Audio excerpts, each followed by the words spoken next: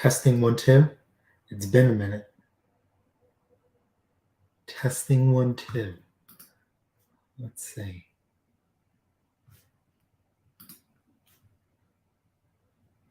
Are we here? Is it letting?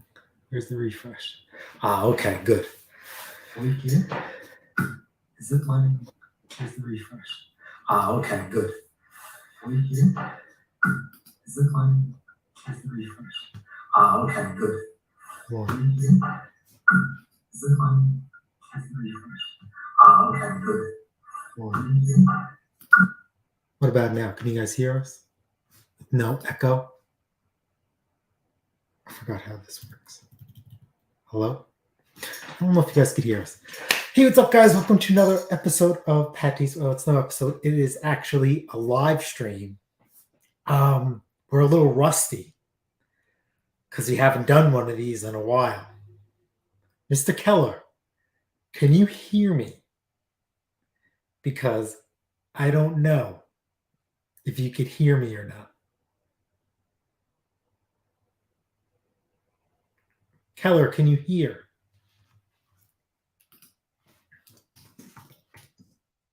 Okay. Good. So, yes, we are live.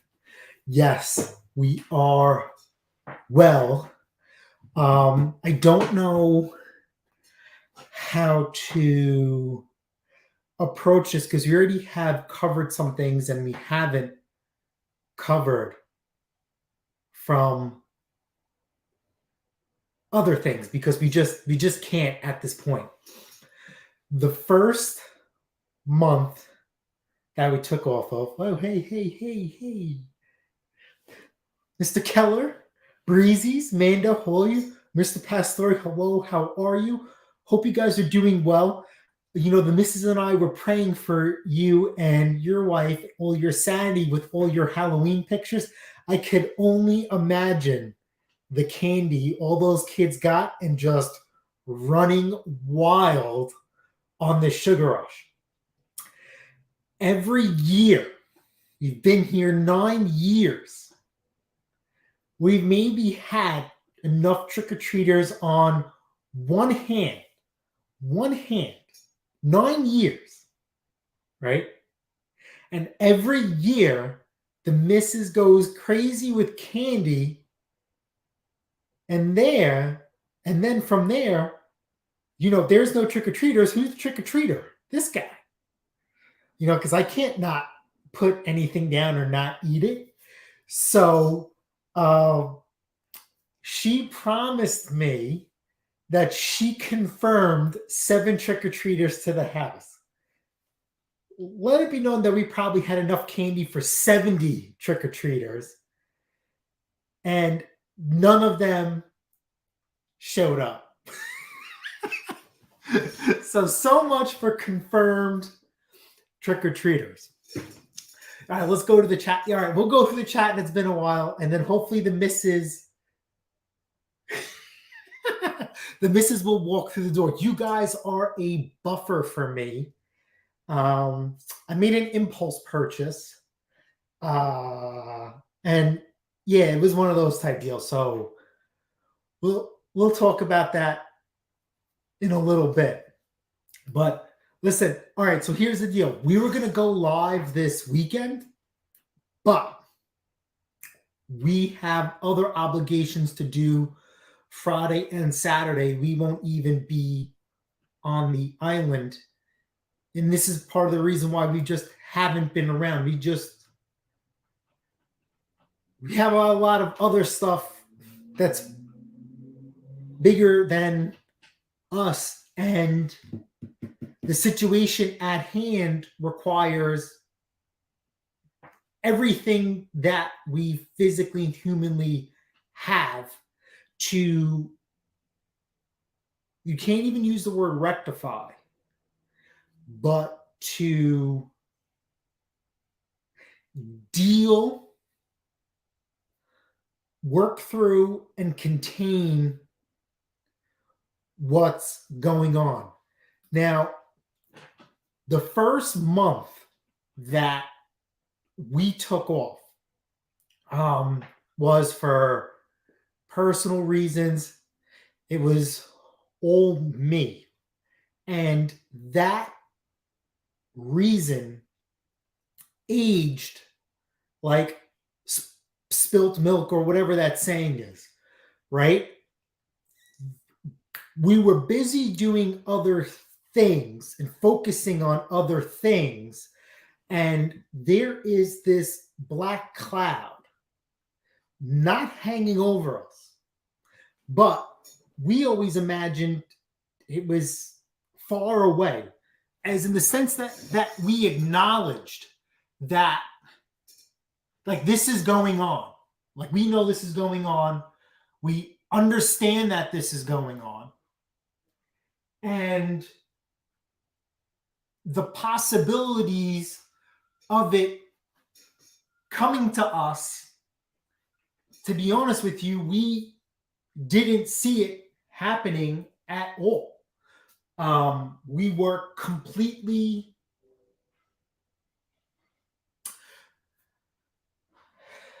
knocked off our feet, but because the missus and I, together we are a strong bond, we were able to bounce back up and fight and quell this cloud that literally dumped on us with everything that we have. And unfortunately, fortunately, we still have, it's not done. We've made a lot of positive ground, 110%, her and I, and, but it's still ongoing. Is it under control? Yes, it's under control, but it's not over. Unfortunately, it's not a cut and dry situation. But yeah, so the first month was basically personal, and that was on me. And I reiterated that in the first video. And I actually made that video that you guys seen that we first took off. I made that video like 5 or 6 times over, because like the longer you wait, the more stuff happens. And that's what's actually happened. I made a video for the first month. And then the first month was like, what happened when that cloud came and dumped on us? That wiped the whole first month out. And in the grand scheme of things, if you look back at it now, it's very superficial. And I'm not sure if I want to release that video. I do have it in the queue because, we've been gone for 2 months.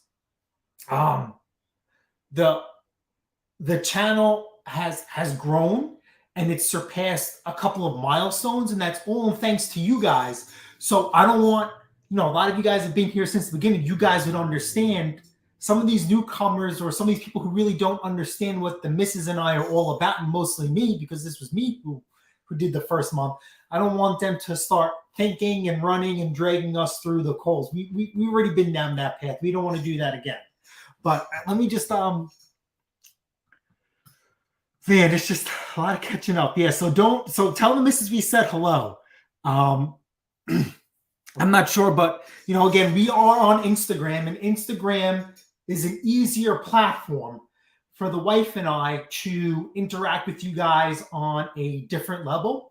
And it also gives us the ability to show a little bit more what we do outside of YouTube. So yeah, PatCasePerformance.com. If you guys somehow, some way track each other down on Instagram, absolutely. I'm not going to start putting people's Instagrams on there, because sometimes we interact with you, would be Paul, and then his wife, and then his kids, and we don't know, how you guys interact with each other. That's going to be on you. I am not going to start putting out people's Instagrams, but your Halloween pictures, my wife was saying, oh, they're so delicious. So that's, being that. But I understand, watch your son, please. Maybe one day we all could watch your son. Well, the missus could watch your son. She would, that would really, that would do her good. But all right, so let's see where we left off. So you did Breezy's, Mando. How are you? So Mando, I'm not sure if I sent you a message or not, but how is it working on mowers practically all year round? Like there's no more change of seasons. So for me, that would kind of throw me off. I would probably go a little stir crazy, working on a lawnmower 24/7, 365. I don't think I could do that. I definitely need a change of pace. And between Mandingo and everything else called life, there is no shortage of things that need to be done, whether it's self-induced or not. And right now, a couple of self-induced problems. Henry, how are you? Hope all is well. Hope you and Ken are doing well. I think I've seen something where you and Ken went on another trip. That's absolutely awesome. That's what we were talking about, how you guys can interact outside the channel. Bama, hello, how are you? You have always been in our thoughts and prayers. If you want to shoot us a message, let us know what's going on. I think the last time, we've interacted, other things were happening. So, if you want to put it up here, put it up here. If not, let's figure something else out, because remember, the missus and I will be saying you happy birthday. Don't forget that. Don't forget that. So I hope you, Mima, and the grandkids are doing well. Mr. Clem, how are you? Look at you. Look at your profile picture. Cool sunglasses, got the goatee. Goatee is looking fresh. So listen, I did not shave. I did not trim, my golden mullet. I did not do that. So I basically didn't get a haircut for like a month and a half. And I just had to get a haircut. It was getting bad. So I went to the barber shop and my barber wasn't there. And I'm like, it's a mullet. I'm married. I don't care. Anybody could do this. Well, I fell asleep. And you could answer that. But wasn't mad. It is what it is. I don't know. It's a mullet. I thought it'd be pretty fair and simple. Just trim the tips a little bit because I want to go longer. And obviously it's a lot shorter now. But hopefully it'll grow back out in time for winter. I gotta keep myself warm. Breezies. Ken, so I hope you brought your dancing shoes. Congratulations. Ken's daughter got married. So hopefully that's all taken care of and everything is good to go. And then you could work building your dream shop. I know you guys put that off. So hopefully with that being done in the past, that you guys could start moving forward with plans of your own. You got your color back, I say. Yeah, yep. Good evening. Mr. Wiley, hello, how are you? So the missus is good. She is as chirpy and chippy as she can be, considering everything what's going on. Absolutely grateful. So I tell you guys this over and over again. The reason why I married the missus is for health insurance, but also not for how she treats me, which how you guys know, but also how she treats other people that are important to me. So the missus has been the epitome of that, going well above and beyond the call of marital duty. Forever grateful. And I tell her that all the time, even though sometimes I know I don't show it because, it's tough, but I do, yes, tell her all the time, I'm lucky. Thank you, because I have to focus on one aspect of the ordeal and she has to focus on the other aspect of the ordeal. So basically, after work, I've been running to take care of one thing. And then after her work, she's been running to take care of another thing. And then at night, we meet for however few minutes it is. Got to go to sleep and then rinse and repeat. Mr. Palmer, how are you? So I know, I forgot with you guys over in the UK, Is your season coming to an end? It's been a little, hello. I come with one message. Andrew. Why would you turn the light down? It's so bad. You give me no chair. Where's your chair? You give me none. Go get one.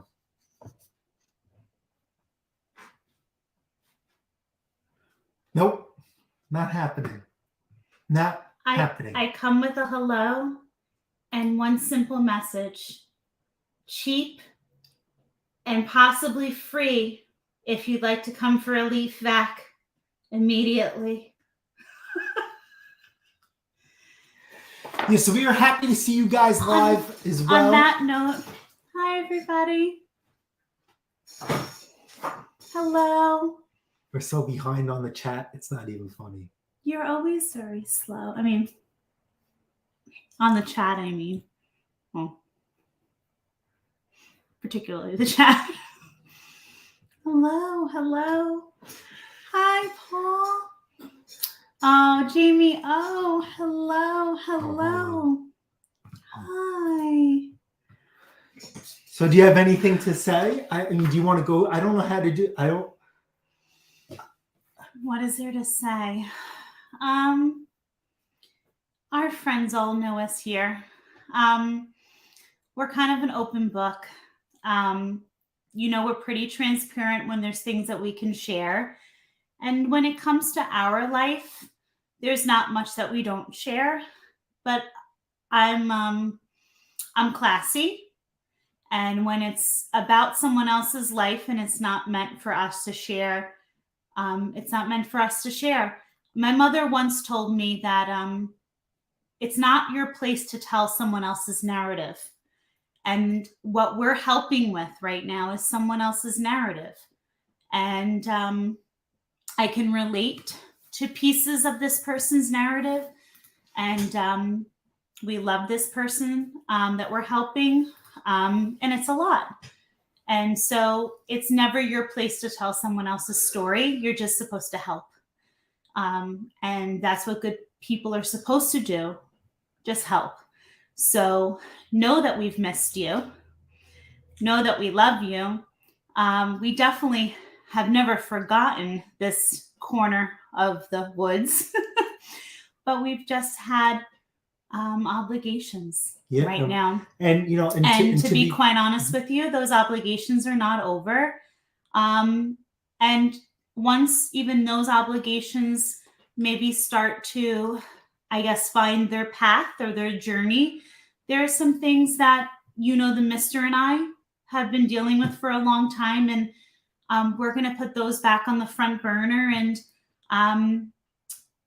this year kind of put things that we've needed to work on to the back burner, understandably so. And we need to get back on track with some other things. So would you use the word normalcy? Listen, I don't ever think there's a such thing in life as normal, right? Like, okay, what is normal, right? I think life's a ride, life's a journey. Yes. And who are we to write the script on that, right? I think, someone once told me that, if you want to be like 18 or 24 karat gold, you kind of have to go through the fire a couple times, right? And the best has to go through fire, and you've got to go through some hard times, and it helps you to appreciate the things that you have right in front of you. And we do. And it's been a rocky patch, but you get through it. And you know what? At some point, we'll be able to sit back and say, you know what? We've helped each other. We've helped other people. And you know what? Maybe some of the little lessons we've learned in helping other people, we can help another family or another person down the road. I think that's what life's about. I don't think there's anything such thing as normalcy per se. I think it's the vision that we hope or want for our lives, right? But we don't get to make the call on that. Yeah, and I think, we really haven't spoken about this in general with each other and with you guys, but I could sit there and say that, when we started this YouTube channel, we didn't know it was going to grow to something outside of fixing a snow blower, a lawnmower, something, taking care of the grass, working on the house, working on your car. We didn't know there was going to be a connection outside of that. In the sense, like, if you work on a machine or you work on something, you become vested, you become attached to it. And just like we worked on this channel, we worked on relationships, and it's back with us. And you guys we have been a support system for you guys, and you guys have definitely been a support system for us. I mean, you guys, there's no transparency with that. And for the second half of what's going on, I mean, we would definitely love to share this with you for our sake, because this is something we've just been only conversing with ourselves. And a lot of you guys, I call the older guys, older individuals here, legends. A lot of you guys have seen a thing or two, but unfortunately, this situation is a lot bigger than the two of us. And, basically, it's not bigger than the two of us. It's private. Yeah, but it's private. I think you just have to remember. But the I also vocabulary. think that and I'm getting too old to sit on my knees like that. But I think, you're not really being a gentleman right now. So go get your chair. Oh, Lord. He's Okay. a poor host. Go ahead. A poor host. Go ahead, Lord. I worked all day long, and he's got me sitting on my knees. My God. How's everybody doing? Can you imagine? He's hosting, and I'm sitting here on a knee. Ay. How's everybody doing? Yeah. I think truly the term he's looking for is it's not that the situation we're dealing with is bigger than us. It's unexpected, and it's just private. It's just private. Again, not our story to tell. That's all it is. Not our story to tell. And I will say this. This is what I can tell. We've been really, really fortunate through what we've been dealing with, that we have great people surrounding us. And notice Jamie, look who he gets himself a drink, right? We've had really great people around us, great support. It's funny. I reference her often because, I miss her terribly, but it's a lot of great values, morals came from my mother, but it's funny, the people you meet along your journey, and you never know when one day you might need a favor, or you might need to reference someone for some help, right? So I will say, like, the journey we've been on recently was a matter of a lot of people who along my journey have come through for me, and have given us a lending hand and a helping hand. And I'm so grateful. And life really does come full circle, but thank you so much. But thank you, Jamie. But we're just happy to see everybody. And I will say this, despite how much and how busy we've been with the other aspects of our life that have been very unexpected, we've never stopped working hard, and we've never stopped our other obligations that we've had. The bills still need to be paid, right? Like, isn't that the funny part about when, like, life brings you unexpected situations? The adulthood doesn't stop, right? But don't forget, we basically shut down Pat Tay's performance, and then you basically shut down, your side hustle and your tutoring. Right? Not my full-time work, though. Well, yeah, full-time, yeah. None of us sacrificed our full-time jobs. And now But I'm back at all the things full-time. And we are, and I am too. But basically, for the most part, side hustle and remediation and all that stuff was basically, pushed to the wayside. I know for us, we were able to still sell a few things this year, but it was literally on our terms. Like, all right, if you want to, like, this is the time that we're available, and it's no ifs, ands, or buts. And some of them was pretty extreme. I think I don't know if I posted a picture, but we had a guy come 3 o'clock in the morning during the work week to pick up a snowblower. And you guys might know who this individual is. If I post a picture of his vehicle, that would be a very good dead giveaway. And we were blessed and fortunate to have this opportunity to, meet this individual. But unfortunately, it just wasn't on the terms that we would like it to be. She was still sleeping. I was up, but he definitely, understood. And we conversed for, a little bit. And then he had to go back to his home state. And then I had to go to bed so I can get, back up to work. But, it's this year would be great for a reset button. But unfortunately, that's not the choice. And I think this year, considering what we had going on, I think we had a really good, strong, successful tractor season, considering the lack of time that we had. Mm-hmm.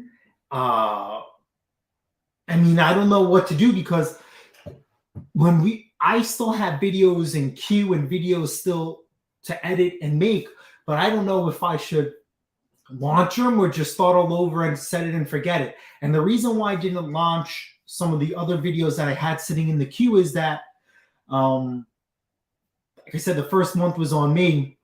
How do I say, well, here's my thoughts on that. Let's pause for a moment. Well, let me finish. I'll be honest with you.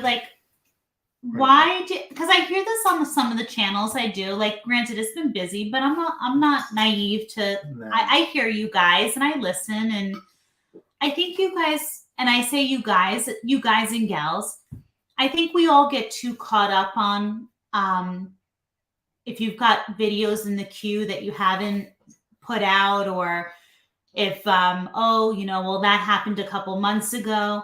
Listen.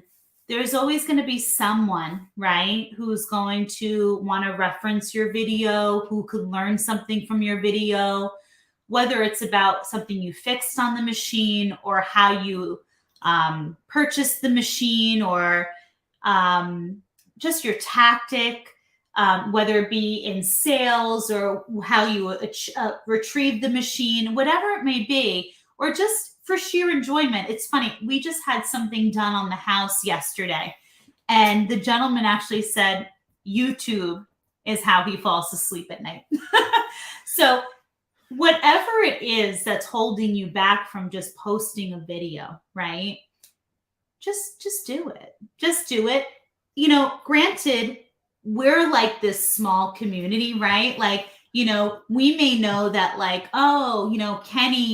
Kenny just fixed this today, or we may know that, Henry just did that yesterday, so he's putting that.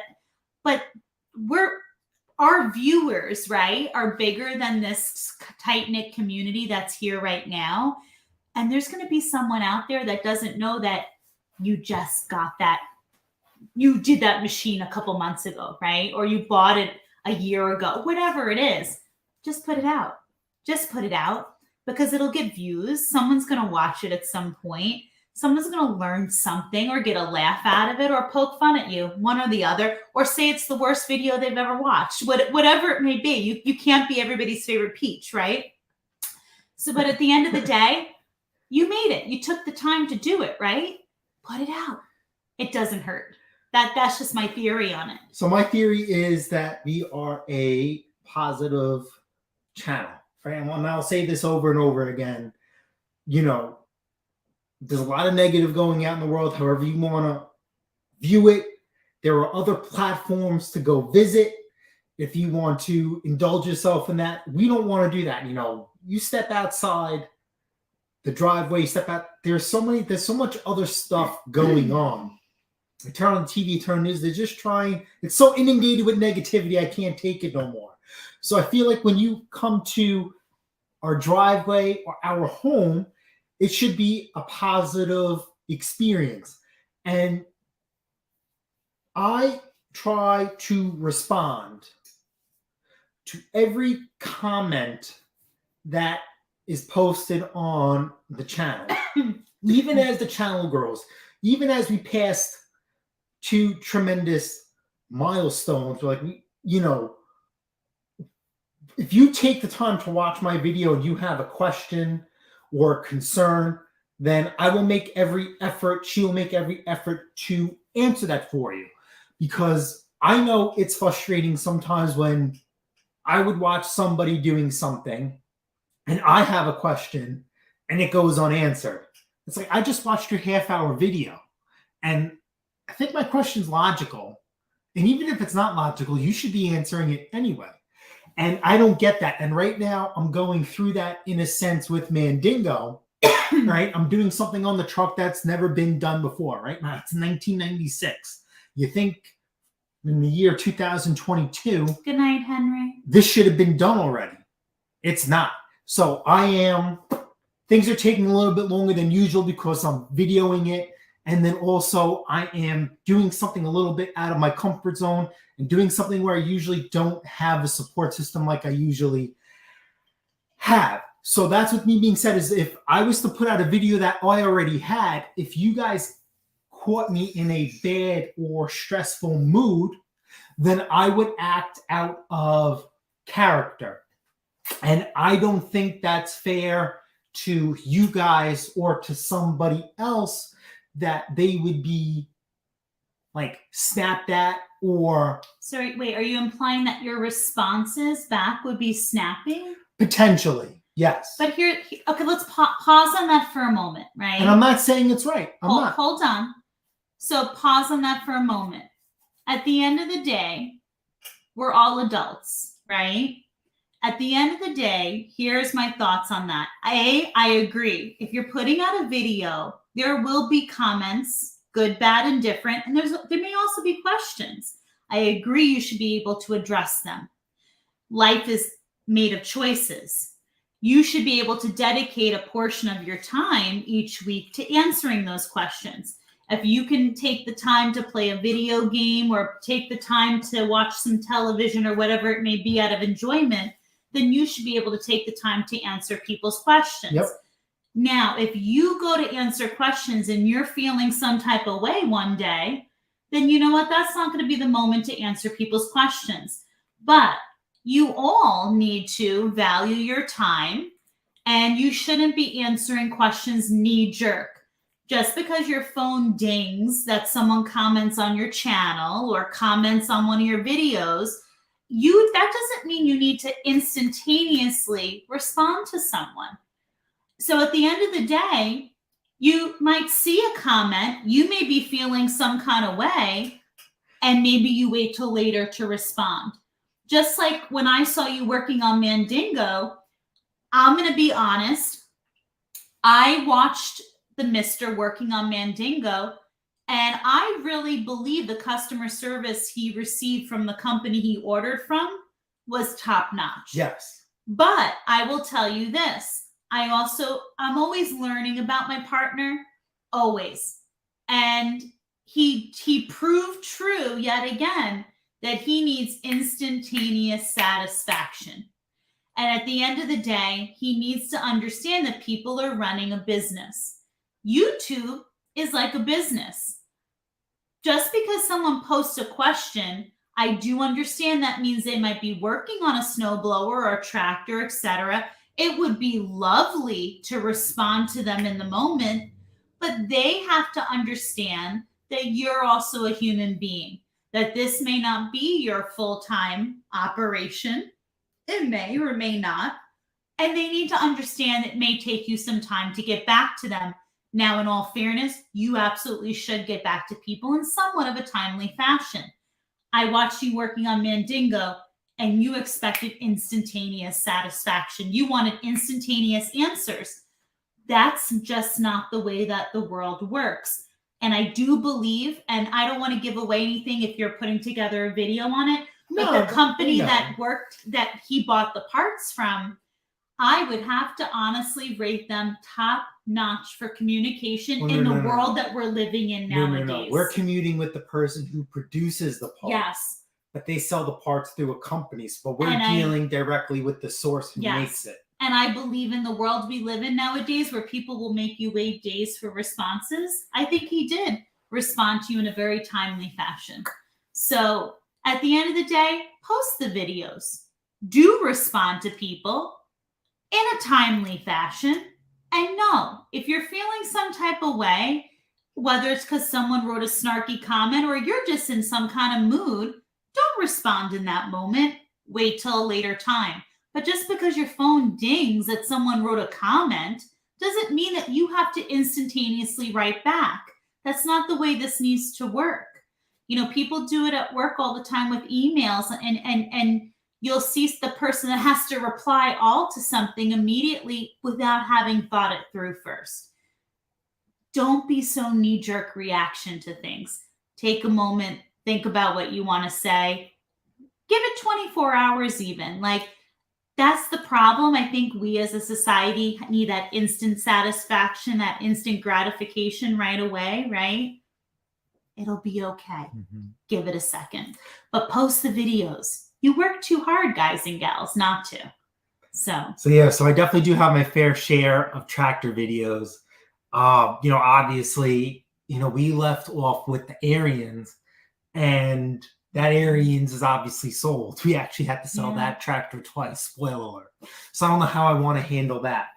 But, we do agree that, you guys were awesome in helping us with that tractor. A couple of you guys outside the channel, you guys inside the channel.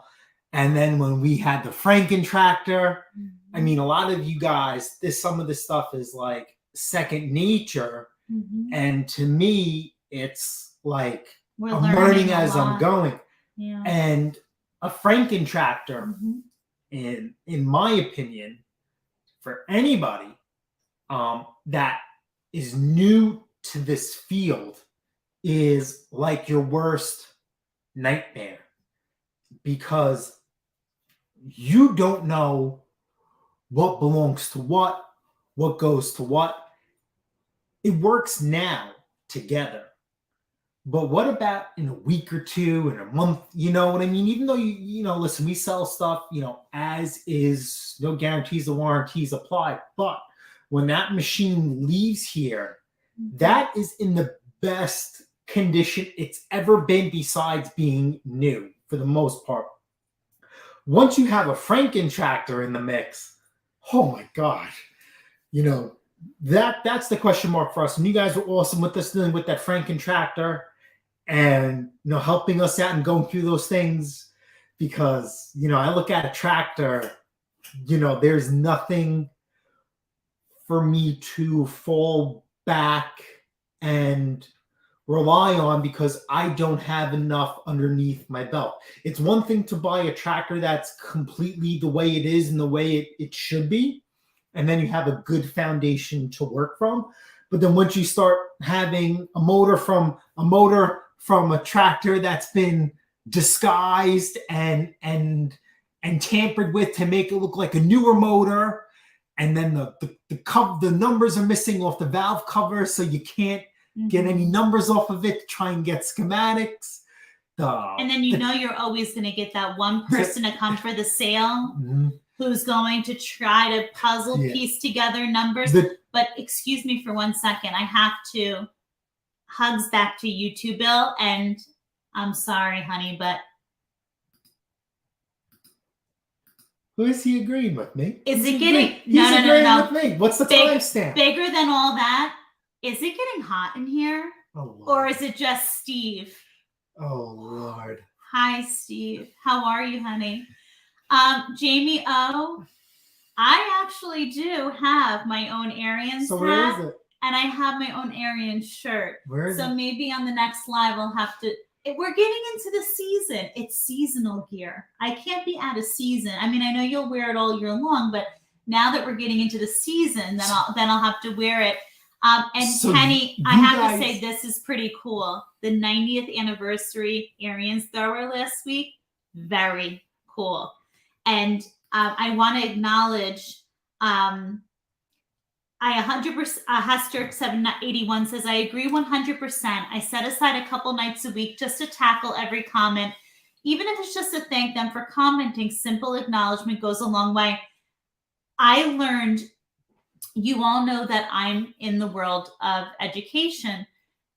I don't care if you're in education, basket weaving, small engine work, sanitation, I don't care what you do.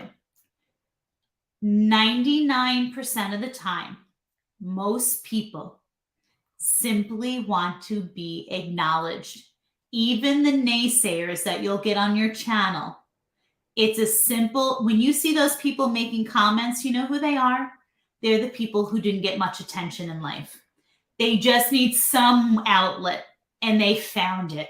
Your channel, lucky you. Sometimes people just need somewhere to vent. They need somewhere to talk to. When you sit there and you just say thank you to someone for watching, thank you for commenting, see you on the next one, whatever your commentary is, you've got a subscriber who's going to return for the next video. Or not. But I'll be honest with you, more so than not, they'll pick up they'll watch another episode because you're taking the time. You've got a greater chance of them coming back, don't you? And you know what? Everybody's schedule is different, right, Hester? So you know what? In the morning, instead of hitting that snooze button for 15 minutes, hop on, take 15 minutes, set your timer 15 minutes. I'm going to do 15 minutes of comments back to people. And then start off, get your coffee, get going for the day, whatever you do. Again, everything is a choice. In the morning, that's what I do. Instead of giving myself an extra 15, I use about 15, 20 minutes every morning. I respond back to emails. I respond back to questions that people send me. And I will sit there and acknowledge people, answer people's questions. And that's how I start off the morning, and people feel acknowledged. And then I feel like, you know what? I hit the ground running. Like I feel like I've checked off the boxes, and then I feel like I accomplished something for at least that part of the day. So go back to Ken's comment. So we have not seen the 90th Arians in flesh and blood. But I would love to. Where does one do that? Probably at a dealer. I don't think you would get that at Lowe's. What about the dealer like we deal with? He doesn't sell Arians. He doesn't sell, no. But when I first saw the Arians, I sent them an email like, yo, what you guys do? Like, to me, you know me, I'm partially colorblind. I wish I should have had her look at it first. I didn't think the rims were white. I thought they were a different color. So I'm like, yo, how could you guys go through every detail? White motor, chrome handlebars, and then you get to the rims and they're not white. Like, well, come on. I says, I know you guys are doing the black rims now because somebody was doing them well before you guys did. Why didn't you guys just consult me before you launched the 90th? We could have went through that, but it ended up being white. So that was a fun laugh between all of us. But yeah, definitely really good. I'm not sure if we would make a dedicated video breaking it down, but you know, it does have some interesting bits. Yeah, Kenny nailed it. Yeah, all the plastics are white, the motor is white, the handles are chrome, which I thought was great. I didn't see the rims white, and they didn't seem white to me. But and then if you actually read the ad, that'd be another talking point. Read the specs and description of the 90th Arian snowblower, and then tell me what catches your eye compared to others. It just, I don't know, you know, whatever. It's nothing that we could control or not, but it's just like, I get it, but I don't get it. You know, things do have to change over time and progress and modernize, but certain things I'm just like, that's really, they changed it. But I wonder now, moving forward, which I haven't had the opportunity to do, is when you look at other snowblowers that share the same components. Oh, hold on, Keller got it. Keller got it. Hester got it from the picture. All right, so here we go. Boom. You look at the specs, you look at the breakdown of the 90th Arian snowblower. Do you want to screenshot that and put it Oh, up? my Lanta. You put that up there, right? It says Tecumseh engine. Oh, boy. And it can be yours for just $2,399. It's an my investment. friends. It's an investment. Oh, but you know what the sad part about it is? It's only got 1-star review. What did someone write about it? That's not even the right one. Guy's an idiot. Forget it. Oh. Guy's an idiot. I saw that review. Sorry. Anyway, it's a Tecumseh, they call it. And I just think that's interesting because, as you guys know, Tecumseh 2008 I can't stand went it. out of business, closed its doors.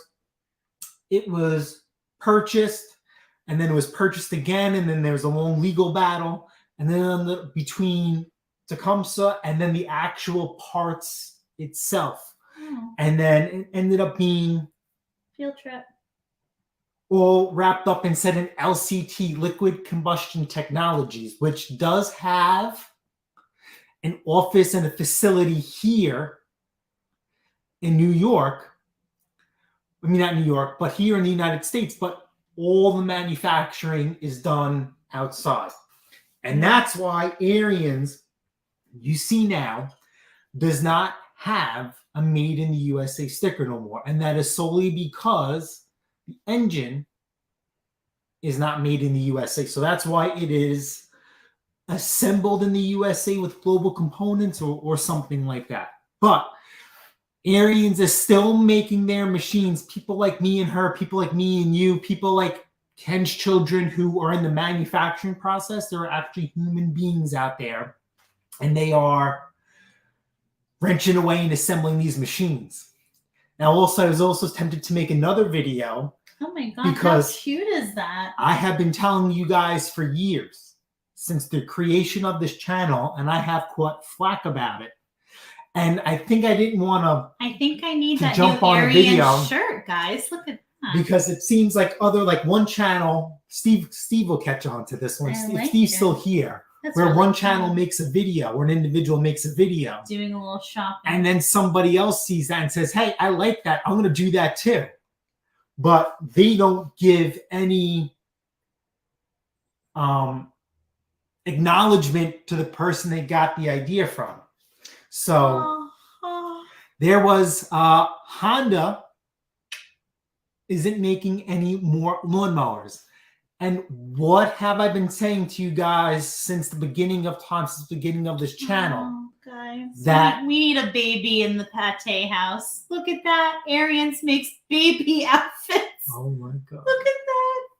Oh. Can I dress you up? No. You better give me a baby soon then. What I've been saying for So years, cute. Honda has not produced a solid motor in a solid mower in well over a decade.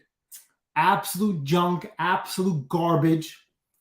And it's been the same issue year after year after year.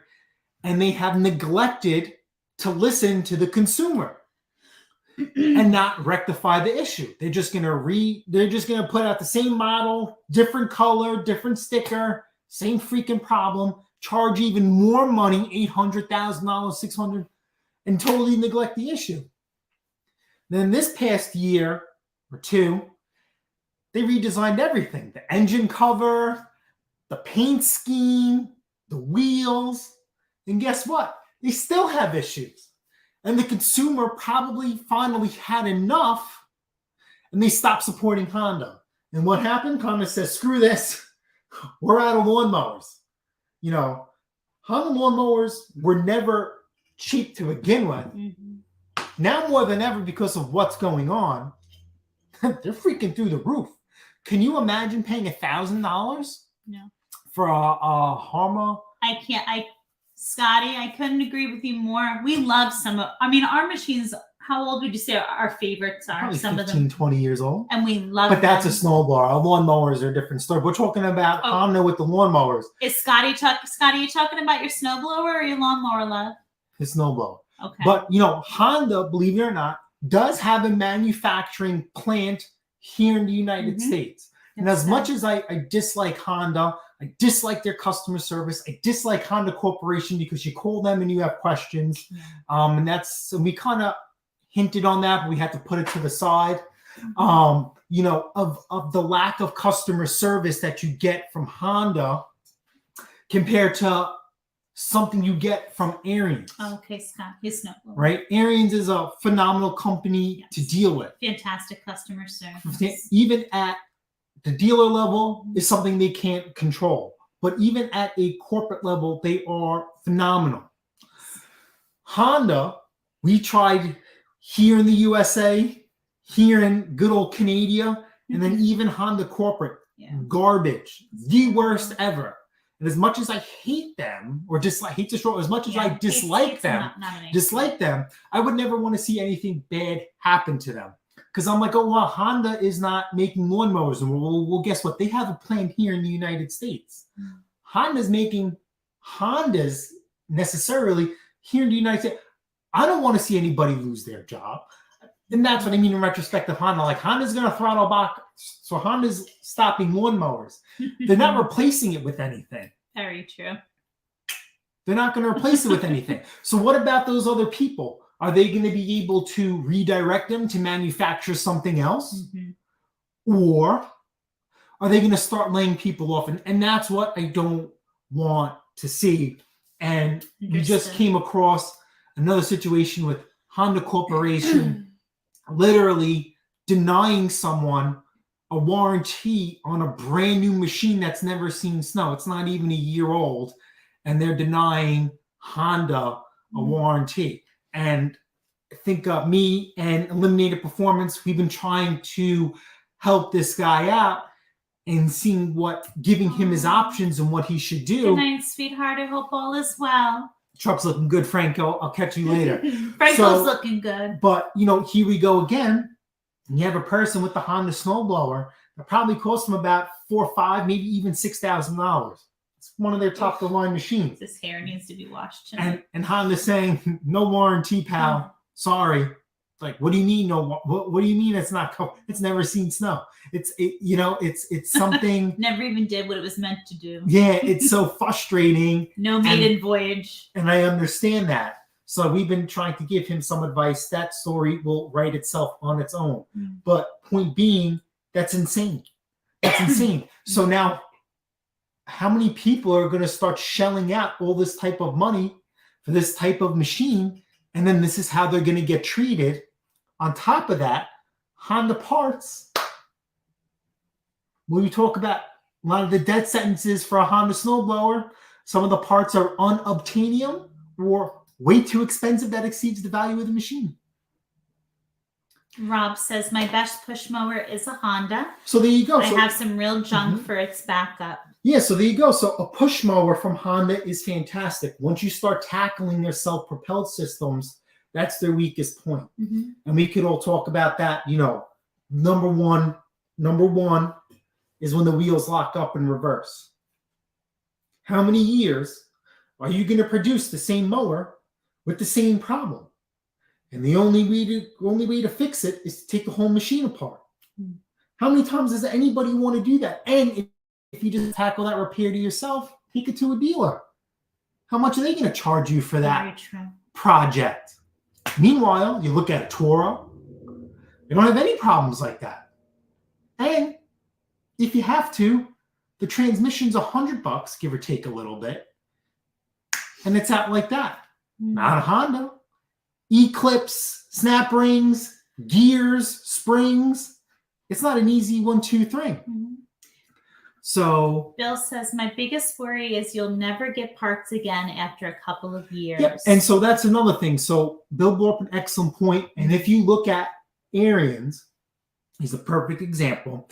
And even Toro, another perfect example, right? When you make a solid machine, and even Snapper, there we go. Keller will be happy with this. If you make a solid machine, right, it will stand the test of time. We're talking about blowing snow. We're talking about cutting grass. How much technology can improve to enhance that process? Look at the Snapper High-Vac. Look at the Toro SR4. Look at Ariens.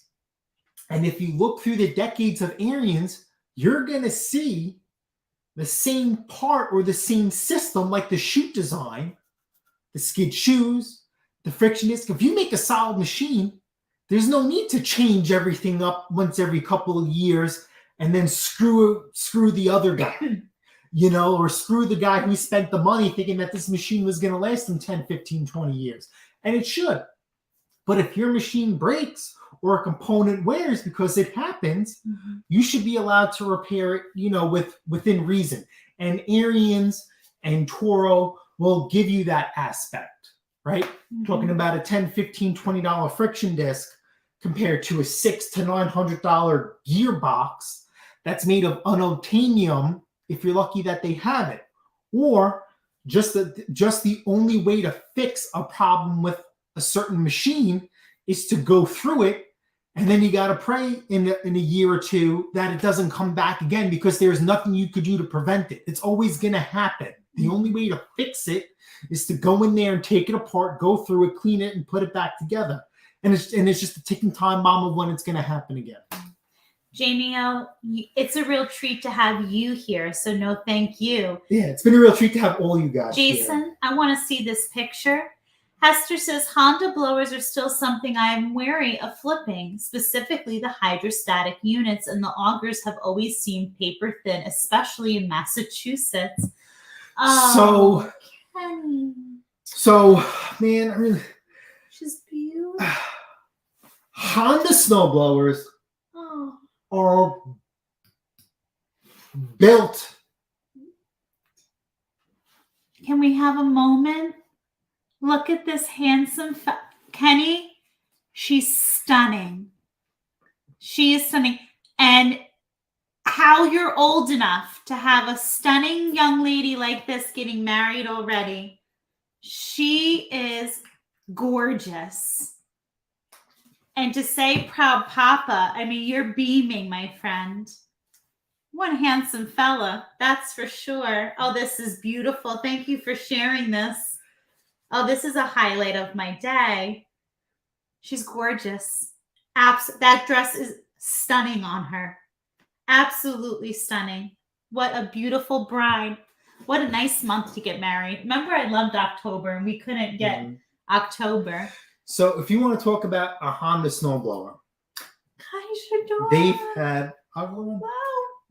Hope you and your family are doing well. Shoot me a message. Let me know what's going on. The last time we spoke, keep me updated. Let me know what's going on. Absolutely. If you want to share what happened, put it in the comments. That's up to you. Hey, KCB. But Honda snowblowers, same thing with their lawnmowers. Nothing too crazy. God bless Kenny. But they had a couple of design flaws that they never rectified. And, Amen. And if ignored, again, yes, sir, Bill. It's a death sentence. But if you want to look at the breakdown of a Honda snowblower, we'll talk about how economically made. No, it just, not everything on you, old Scott. Just mattered how you work it, honey. Sorry, I've missed Scott. Okay. A lot. So if we want to talk about like an MTD made machine, right? What do we talk about? How always, she made a video on it, because the metal's so thin, the auger housings bend in, right?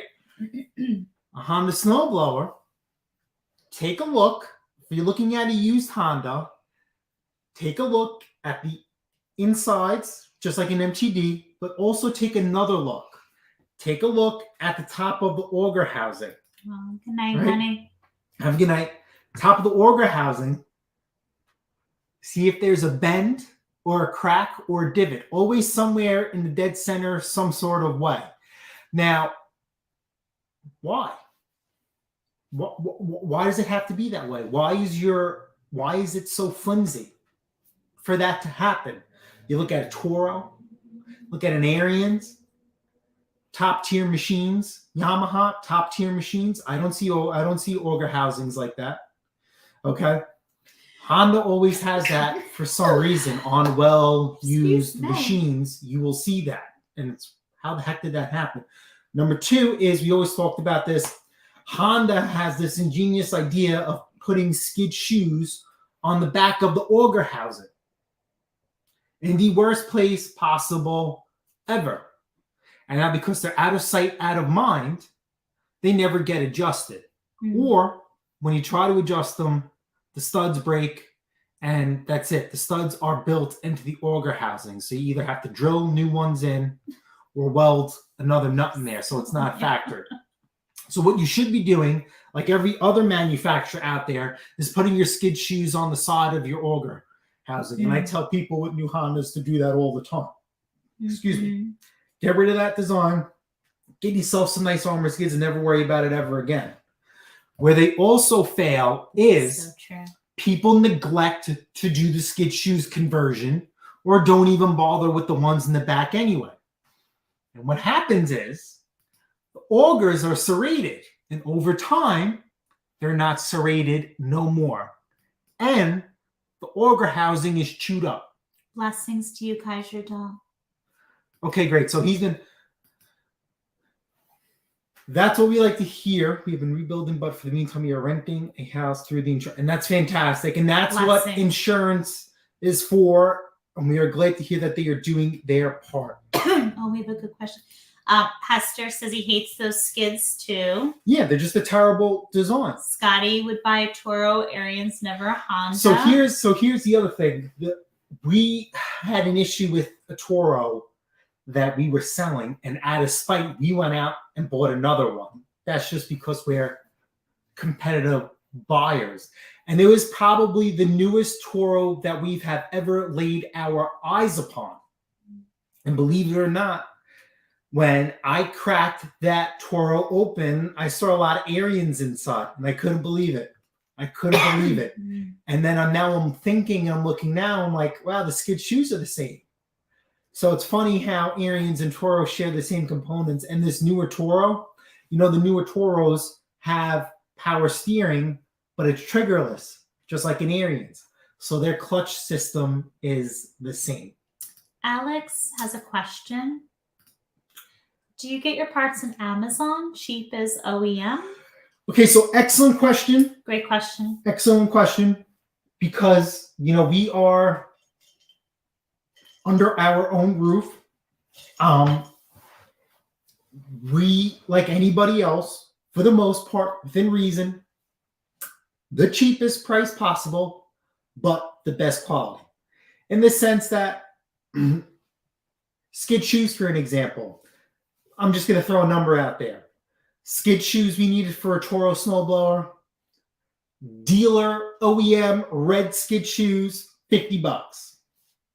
Okay. And that was going through the dealer, eBay, Amazon, right? Yeah. Next thing you know, we didn't know, Toro, a company, makes Toro skid shoes at a significantly cheaper price. So it's just skid shoes, right? It's not a detrimental part.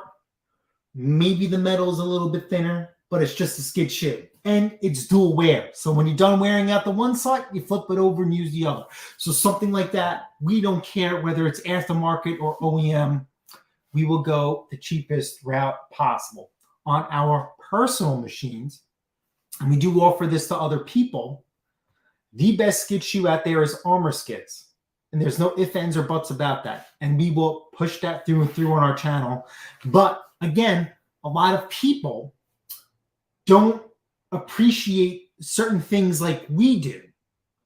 So upselling an Armor Skid for $50, $60, maybe even a little bit more, compared to a $20, $30, $50 skid shoe for something, it's very hard. $20 for an MTD skid shoe. How do you upsell that person a $50, $60 Armor Skid?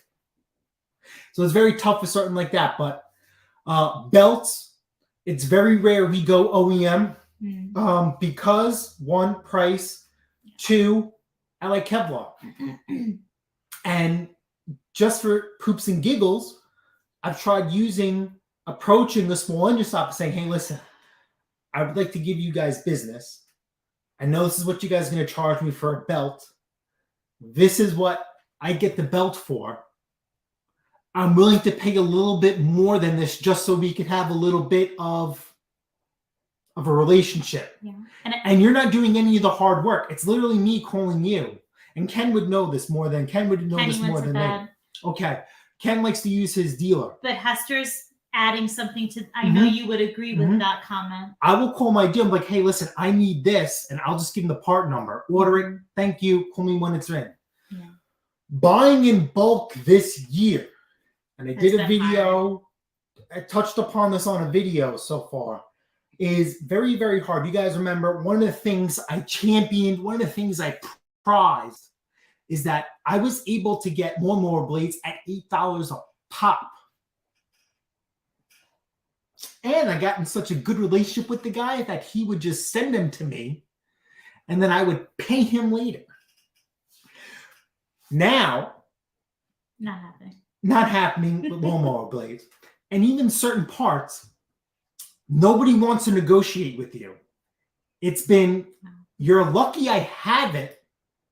Hi, Chris. To being, you're lucky I have, and you're lucky I'm not charging more like other people. Yes, there are other dealers and vendors out there charging more than retail because they are the only ones that have what they need. They know what they have. And that's capitalism, unfortunately. Yeah. And You can't be mad at them for it.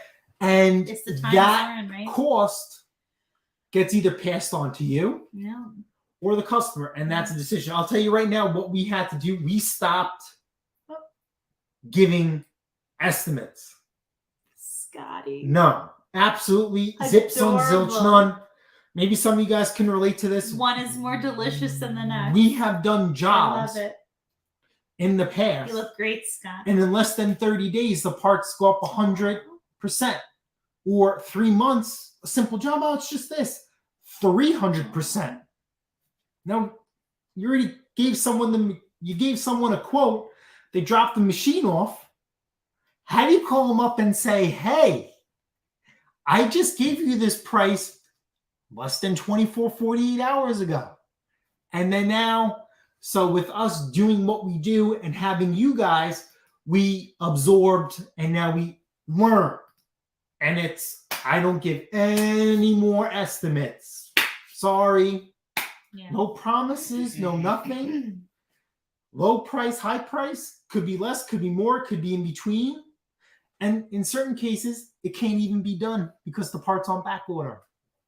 So we definitely stopped. So parts, eBay, Amazon, and believe it or not, I want you to do this. I challenge you to develop a good relationship with a dealer. And it doesn't have to be crazy. We don't have a crazy relationship with our dealer, but he does know us. The dealer, you would be surprised, is cheaper than eBay or Amazon. And you want to know why? 1, shipping. 2, they are maybe respectable dealership that if the part is $20, they're going to charge you $20. They're not going to try and charge you more. There are some dealers that will charge more than what the part is listed on the website. And in theory, they are entitled to do that, in my opinion, because they have insurance, they have lights, they have employees, they have a lot of overhead compared to us. And not mad at him for it. Yeah. they need that for some sort of way, because the cost of operating an Ariens or a John Deere dealership in Kansas is completely different than running the same operation here in Long Island, New York. You guys know it's not cheap to live here. Paul would know that. A couple of other guys are here. Yeah. So that is why. So we have a good, healthy relationship. I'll tell you a few things that we use the dealer for, and then a few things we just can't. Okay. I'm just gonna pause you for a second because I just wanna. You made me lawn. Hello. And I'm going to let him continue to talk about parts. I have an extremely early start to tomorrow, so I'm going to let him continue. I just wanted to hop on for a bit to just say hello. I love you. Well, you're sitting here rambling. What tank? I told you not to get the tank. We bought it. It's going to be delivered Friday. Because I can't get it with the truck. And I can't fit it in the Honda. I said no tank. We don't need a tank. It's already paid for. It's a done deal. You're joking. So anyway. Does anyone have a mattress in their garage that he can sleep on? Because I don't think you can sleep on your tank. Yeah, we do not need a tank. But anyway, that's a conversation for another day. Anyway, I have got to wash this hair. I've got to take a shower. You stink. No, I'm smelling your feet, actually. I'm very concerned that you took a shower and I can still smell your feet. This is where the poll I took plays into. You know what? So we haven't gone live. How do we check the poll? This is so... Check it off your phone. Oh, it's up top. Oh. No, that's top chat. Seek forgiveness. Ask for permission. Seek forgiveness. Oh, jeez. You guys. Oh, you so don't understand. This is like, this is a family channel, but I can tell what the 25% of the crowd doesn't get on a regular basis. Hey. Oh, hey-o. And it's definitely not cookies and milk. I'll put it to you that way. Guys and gals, 25% I do what I want. Somebody's trying to puff their chest in the poll there. But I bet Scott Keller is part of the 25%. Seeking forgiveness is kind of like, I do what I want, you know, because you just went out and did what you had to do. And whatever happens, happens. It's already done. Whether you get forgiveness or not, it's done. When he posted this, right? Did he also tell you that in between working and working after work today, I also set up 2 snowblower deals for him, signed, sealed, and delivered? That's what paid for the tank. Do I ever? So you aided and abetted in this decision. Do I ever say no to a good transaction? No. So you know if you're slinking this thing home, like you did that god-awful leaf vac that's sitting in our driveway now for what, 4 years? You know if you're sneaking this home, it was a bad idea. That's the bottom line. Because I rarely say no to a good transaction. I like making money just like the rest of them. I know she would say no, so that's why I didn't ask her. Because he knows it's a bad idea. Just like Scott, I still have that god-awful leaf vac still sitting in my driveway. We're working on like 4 years now. 4 years and he hasn't done anything with it. So, yeah, interesting. Certain foods cause women to lose interest, like wedding cake. So yeah, when you do things without asking, it's simply because you know it's a really bad business move. Just didn't want to hear you. That's it. Because you know we're gonna have another hunk of junk just sitting there. That's basically what it is. Tank and hunk of junk don't belong in the same sentence. It can go right next to the leaf vac that sits there just collecting dust. So look, all right. So she got upset. Oh, Hester, he's had this thing sitting in the driveway. But what about? She got emotional. Thing is terrible. She got emotional because they sold the Billy Goat. Oh, Bill, honey, there ain't no challenge, sweetheart. The challenge, honestly, is that he's got this thing that sits in the driveway that's been there for like 4 years. I said, just put like a for sale sign on it. Let's see like who wants to throw some money at it. See, I'm about like you make money. Don't sit on money. He'll be 95 before this leaf vac will be like obsolete before it ends up going up for sale. So no, he didn't say anything. We want a tank review this weekend. You gotta see. So I've been working on Mending though, and it's just it's soaking me up. You made me lawn. If you only knew. If you only knew. Let's tell the audience the truth. Who is most of your words of wisdom lately behind most of our really good business moves? Have I yet to make a bad business move within the last even couple of weeks? Our business is simple. What are you talking about? I don't get it. I'm talking about myself. Okay. I'm a very savvy business person. Okay. Yes or no? Let's call a spade a spade. So I have yet to give bad advice. Okay. So if you drag this nasty, gnarly thing home, I better see it sold within a week or two. No. I challenge you. No. Gotta put it on YouTube. Things take time. Somebody once told me that excuses are the building blocks of failure. I'm not. So it sounds like we're failing. But already. It does have a time frame because I would like to paint it. Well, good, because I got you a spray. It's starting to get cold. You a spray. Starting to get cold, so I do have a little bit of a deadline.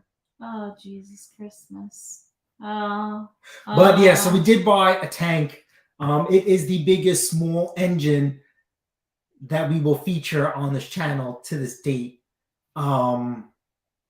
Storage is going to be an issue because no, it's not, because we made some room.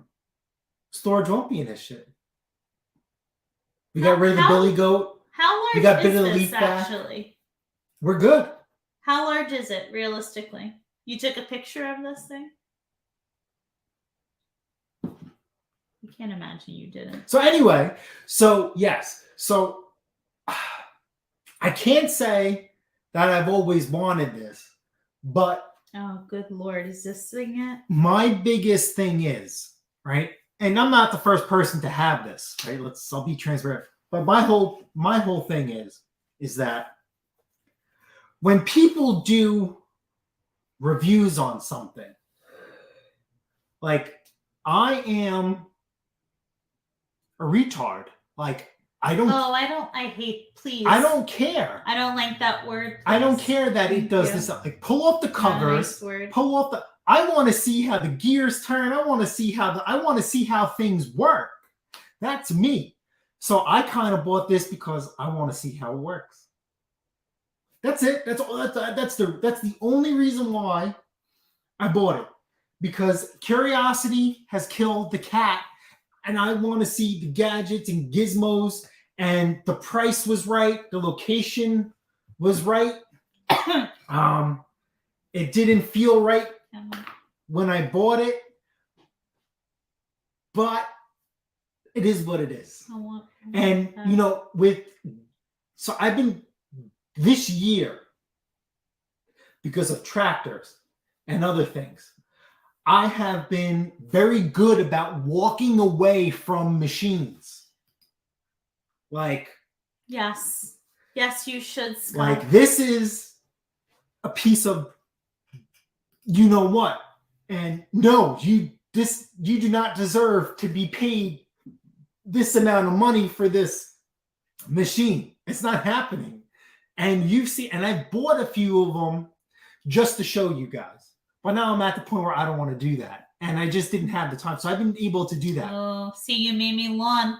I've been doing my side hustle along with my career for 18 years, going on 19. We do different things, but yes. And he's only been doing his for a few. So we're talking about the Pate's performance side hustle, not remediation. So anyway, side hustle, sweetheart. Was trying to work. So I saw this thing, bam. I think the first few hours it was posted. Blessings to you, honey. I'll be keeping you in my thoughts. That's a serious surgery to have. Well, you know what? You've got two good reasons to take your time, and I'm sure you could kill it and make time fly with. Absolutely. So this machine was posted, and the location was right, and the price. And then as I started talking to the individual, was like, "Yeah, your price is not right." And we started to do the dance. And unfortunately, the dance went dried up. And as time went on, I started to get a little nervous because, I'm not the only shark in the fish tank. Oh, you're not the only little fish in the sea. So Aw. we've spoken about this in the past, that there are more and more people doing what we do, which is fine. That is the purpose of this channel, that we encourage it. Oh. And it's even happening here, which is fine. But what we don't see is longevity, because it's not as easy as everybody thinks. Mm-hmm. And now more than ever, and I said in one of my videos, selling is horrendous this year. For what we've done with what we've had, the scammers, the attitudes, it's horrible. Nothing we have ever experienced before. And I don't know where it's coming from, how it's coming from, but it's I still feel like we've been frustrating. very blessed, though, all the same. Yes. But on that note, I love you all so much, but this hair is not going to wash itself. Adios. But Come love on. you, my love. Yeah, come on. Mwah. Love you all so much. Be well, be safe. On the next one. So I happen to I got cold feet, and I just said, screw it. Let's just do it. And I went there and I tried to go there. What the? Hold on 1 second. Sorry. I went there and pointed out even more stuff that was wrong with it than what the person originally said it was. And she did not want to budge. She had another person coming later on that day. She had another person that came and was there for over an hour and says they'll take it, but they're going to come till the first. They won't come till the first of the month. And I'm like, well, I've got cash in my hand right now. Let's do this deal. And we did it, but not on my terms. It is what it is. But again, for me, sometimes we talk about, and I was going over with the gentleman this week, he had trouble fixing his snowblower, and we are pressed for time like you wouldn't believe. And as you guys know, some of you guys know this, I'm like, you know what?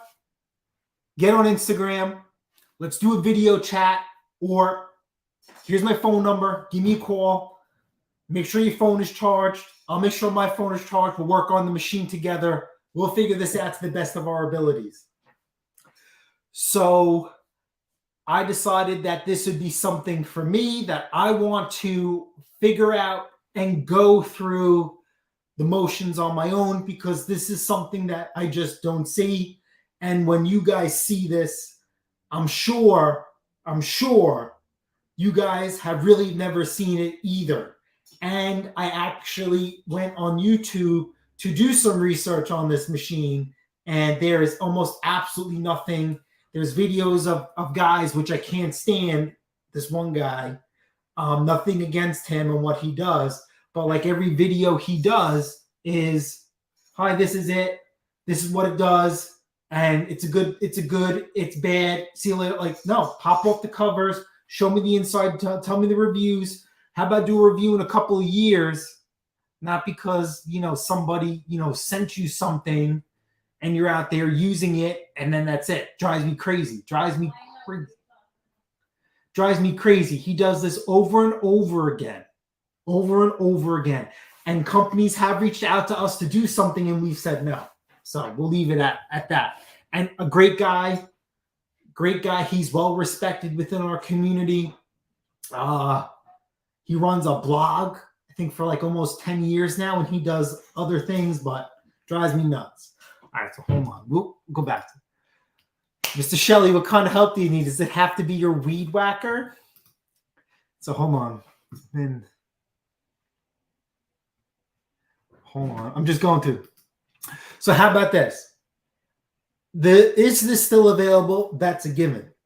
we have been seeing nothing but scammers. And it is frustrating.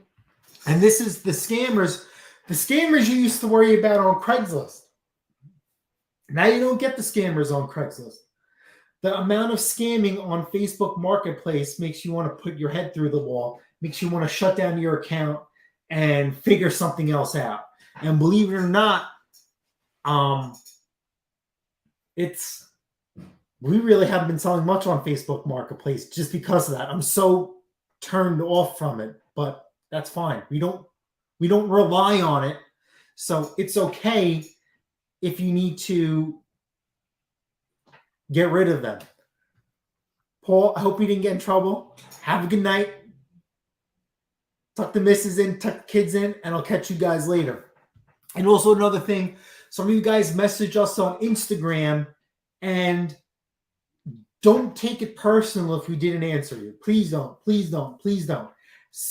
In the past, we've answered certain people on certain situations. This one, it's not personal. It's not personal. Please don't. You need to remember that what we're going through is bigger than us, and other people that are involved actually watch what we do and watch other people. So we didn't want it, if it was mentioned, that it could definitely be traced to us.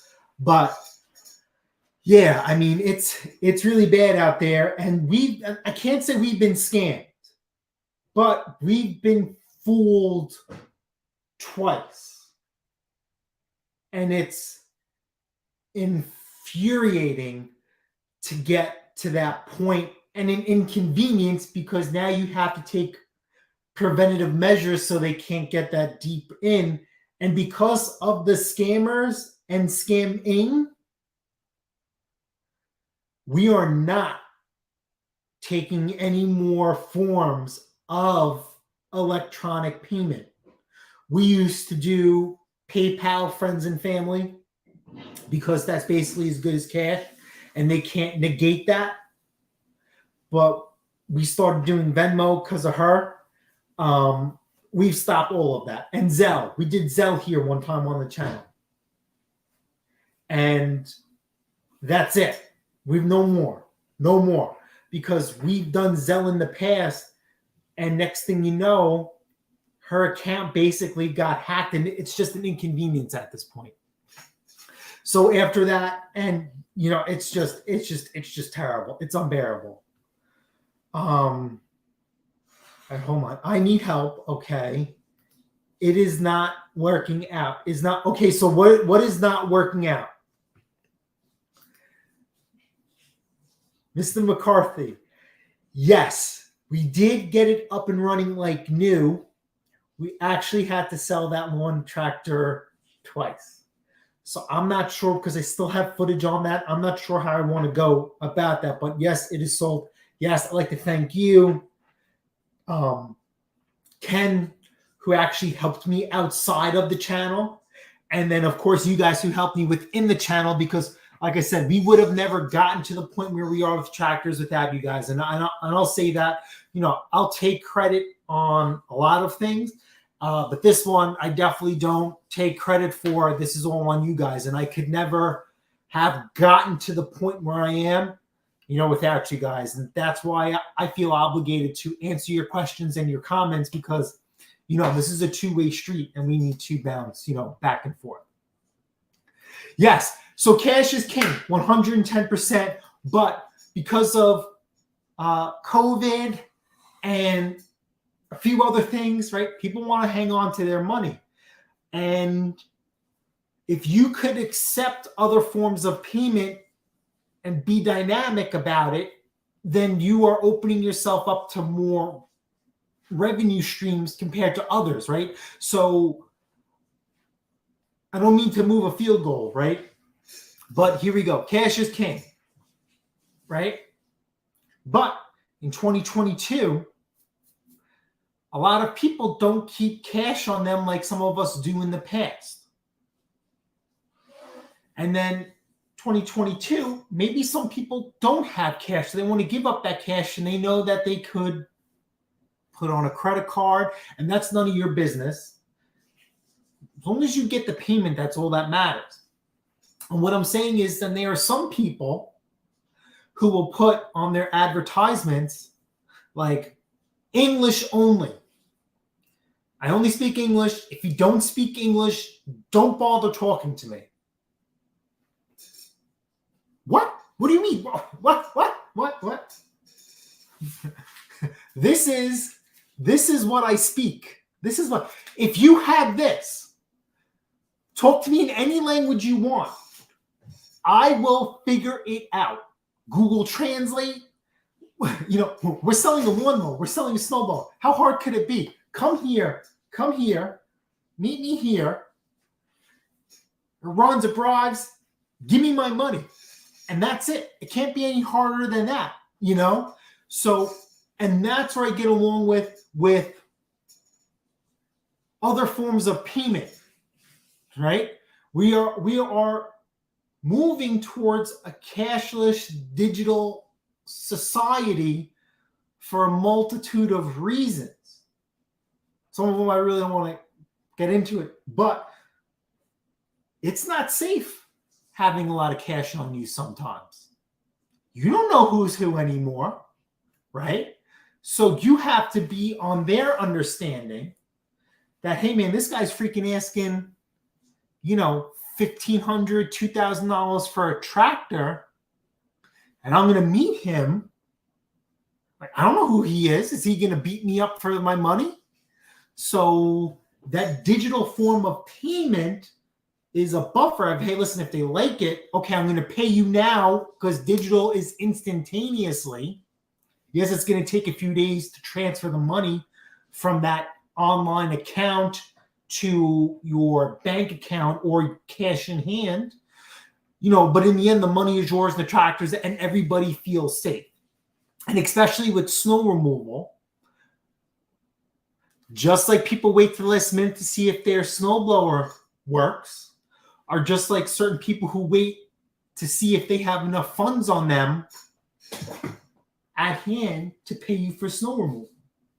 So that's what I mean. Hopefully that makes sense. In my mind, this makes sense to me as far as saying that you can speak any language you want. As long as you want to hand me money, we could talk. And as far as sense of other forms of payment, as long as you're getting paid, that's all that matters.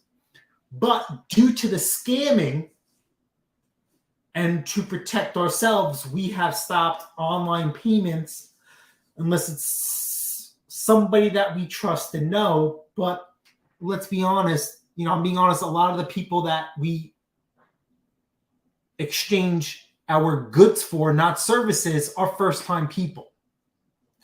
You need a bank teller. Model 1911. Yes.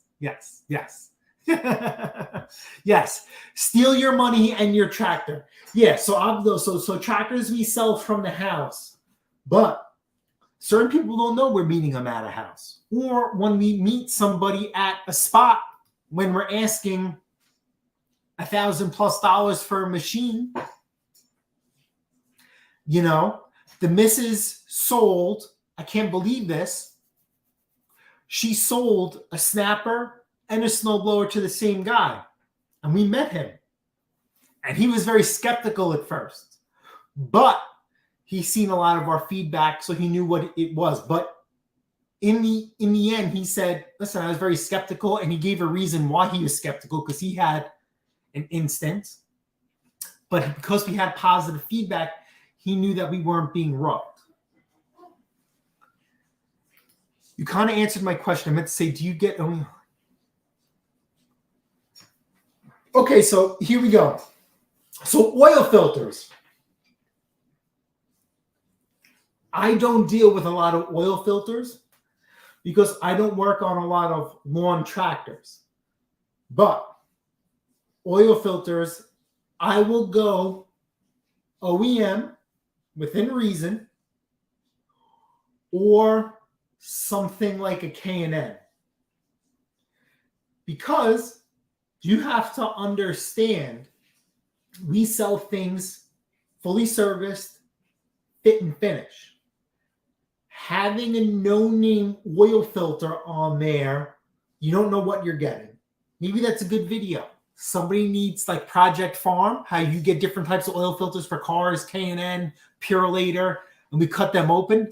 That'd be a good thing. Cut open a Chinese oil filter, no-name knockoff, or do you cut open a Briggs & Stratton one? So we went through a situation similar, and we'll talk about that. So when it comes to oil filters, like you said, we will go the best deal for us, but it has to be OEM or OEM equivalent. A no-name knockoff oil filter, in my opinion, is not an OEM equivalent. So it's a couple of dollars cheaper for a $9.99 Amazon knockoff filter or an OEM filter for $11.99 at Lowe's. I will do the $11.99 at Lowe's. Yes. Air filter. Air filter has one job: filter air. And in theory, you're supposed to replace that every year. So I will go the bottom dollar on an air filter. 110%. 110% on an air filter. Spark plugs has to be Champion or NGK, cheapest possible. But I'm not changing spark plugs as you know it unless there's something wrong in the first place. But you guys need to find a happy balance. And so like I said, so here we go. So Red Max choke levers, dealer, very good prices, better than what you can get online. Husqvarna parts, okay? And some, I don't know why, some Toro parts. Why is the dealer spot on with some Toro parts, but not spot on with other as far as matching pricing on the website? And then sometimes some Toro parts are cheaper online because that person buys in bulk, so they're able to get a better deal, I assume, compared to my local dealer who can only buy one or two at a time. So it's a happy balance, and we built a very good relationship with our local Soul Engineer. He's not local, right? He's where I work. He's not in the town where I live. But we've built a good relationship with him where he knows what I do and he understands. So he knows that if I call him and the price isn't right, then he understands and he's not going to give me an attitude because we do give him business. So that's tough. That's tough. But all right, so let's see. Holy crap. Yeah, so of course cash is the only thing that's safe, right? But can I tell you something that I went to go buy a tractor early on this year, and the guy actually marked my bills. He had I think we spoke about that. You guys said that was a smart idea, and we've never acted on that. So I tell all my customers cash and only in their, see, that's great because you have you know what I'm saying? You can do that. With us, our customers and neighbors and clientele is, you never know who's who for the most part, because we mostly flip and fix before we do repairs. So I'll be very transparent that we do a lot. Every year we do more repairs than the previous year, but predominantly, and I kind of prefer it this way, we like to buy something at a low price and resell it at a high price, whether it needs a lot of love or a little love. That's what we like to do. So hopefully I answered your question. And if you guys want to chime in, I'm not the only person here that does this to this level. You got Henry and Moses. Well, Henry will always go the cheapest price. James, it's the happy balance between the both. We've spoken about this. Hester is the same way. So that'd be a good question for you guys to chime in. If people like questions, you guys should chime in too. Another one, Brandon, right here. Yeah, so, someone like Stens, and I've gotten into an argument with another YouTube channel over this, is that, a lot of people want to push or throw in your face that they're an authorized dealer for a certain part or a certain company. Meanwhile, that means SHIT, because of the beauty of the internet. I was getting lawnmower blades at $8 a pop. Go ahead, call your Stens dealer, call your whoever, call the manufacturer that you're an authorized retailer for, and tell me how much they're going to charge you for a blade. So you're no better than me. You do not have to make it a priority to be an authorized vendor. Thank God for the internet. It's a blessing and a curse. But where being potentially, I think, don't quote me on this, being an authorized retailer or vendor for certain people is that you're actually able to sell and potentially do warranty work. Maybe the warranty work is two different things. But glad you're on the bottom of that. I think I saw a tear down on that. Love this engine. Wish we were a little closer. Oh, hold on, James. That whole command I couldn't figure out 2 years ago. You offered to figure out if it was destroyed the exhaust valve. Thanks for offering.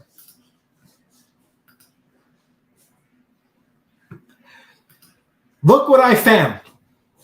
Look what I found.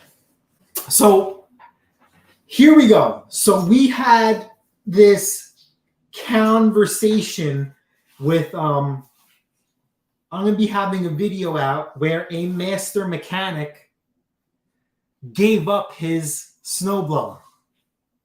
He didn't want to fix it. He didn't want to work on it no more. He was done. And he gave it away for free. And we're going to figure out why. And in his conversation, he had to forfeit his shop because better quality parts were being made and better quality oils are being produced. And he said that a lot of his business relied on services. So spark plugs that are supposed to be changed every 50,000 miles are going 80,000 miles, 100,000 miles on spark plugs. And engines are being built better so they're not fouling them out. Okay. And the same thing with oils. You're supposed to get your oil changed every 3,000 miles. Now with better quality oils being produced and manufacturers taking away, the maintenance aspect, like transmission fluid flushes without this crazy high value machine, or they're just not even serviceable at all. It takes away from certain individuals, takes away from certain repair shops. If you want to look at John Deere or Tesla with this whole thing with right to repair, the only way you can get it fixed is if you bring it to a dealer. The only way if you need parts is getting the parts from the dealer. So that's where there is a fine line, with spark plugs. Yeah, I do not replace. If I sell a machine from here, most chances are that spark plug has been, that spark plug has been pulled, cleaned, regapped, or the gap checked, and fresh anti-seize put on the threads and put back in. It is very rare that we replace a spark plug unless it's the wrong one, which we've seen, or it just needs a little bit too much of an adjustment to make it be within spec. That tip is starting to wear out. We will replace the spark plug. But yes. Kelly, shoot. We've been waiting on you. If I missed you, I'm sorry. I used to be on the spark plug wavelength. However, the more I'm replacing plugs, more of my peace of mind, but way too many Chinese plugs calling Oz issues. Yeah, so for the most part, again, if a machine comes in running, in my opinion, there's nothing wrong with the spark plug. See you later, love you, bye. I'm not going to get into the argument with Torch. We do see a lot of Torch spark plugs here. If they fail, they fail. If they don't fail, they don't fail. You have seen live on video, we've had a brand new NGK plug fail right in front of us. So what's the difference? E3 plugs, Brandon made a good thing. I kind of forget about them. E3 plugs, they're junk, but if they work, they work. That's it. I'm sorry. They're out the door. It's an E3 plug, another gimmick. People want to play the gimmick, that's fine. I will never install an E3 plug, but if a machine comes in running with one, it leaves running with one. That's just the way it is. I'm sorry. The only spark plugs I will not install, and I refuse to install, is 2-cycle. You guys know I hate 2-cycle. You guys will never see me open up a 2-cycle carburetor because my ratio to successfully fixing it does not exceed, I'm wasting time. So I'm going to spend 15, 20 bucks on a new carburetor, slap it in there, slight tweak, see you later, love you, bye. Some of those kits come with a spark plug. I will not put that in. I will draw the line at that. It will either leave with like an NGK or a Champion, or it will leave with the spark plug it came in. That answered my question. Thanks. One more. What strategy do you do for selling mowers in the fall and winter? There is no strategy. The strategy is, if you have it, you list it. You will never know what you're capable of if you do not try. You will never know if somebody is willing to buy something if you don't have it for sale. And if you go through my channel, right, you will see me buying and fixing lawnmowers in the snow because it's the off season. It's bulking season. And you guys have seen me sell snowblowers on a 100-degree summer day because that person's back is still hurting from shoveling, or they're on the look. So my opinion is, you're in the off season, and that's your judgment call.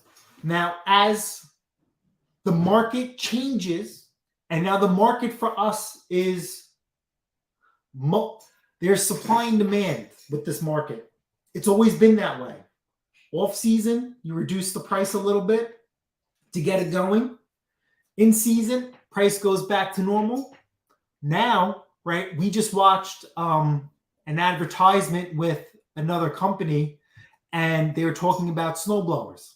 And they said, you better buy it now because in most chances, when the season does hit, you're not going to get one. So you need to make a decision now. If you need to pay a little bit more, don't risk waiting for a sale. Just get it done. Yep, there we go. Spark plug. I only fix hot altitude. No. All right, so here's the deal with cheap units. And I agree to a certain extent. Again, we're a little bit different. We don't have much overhead.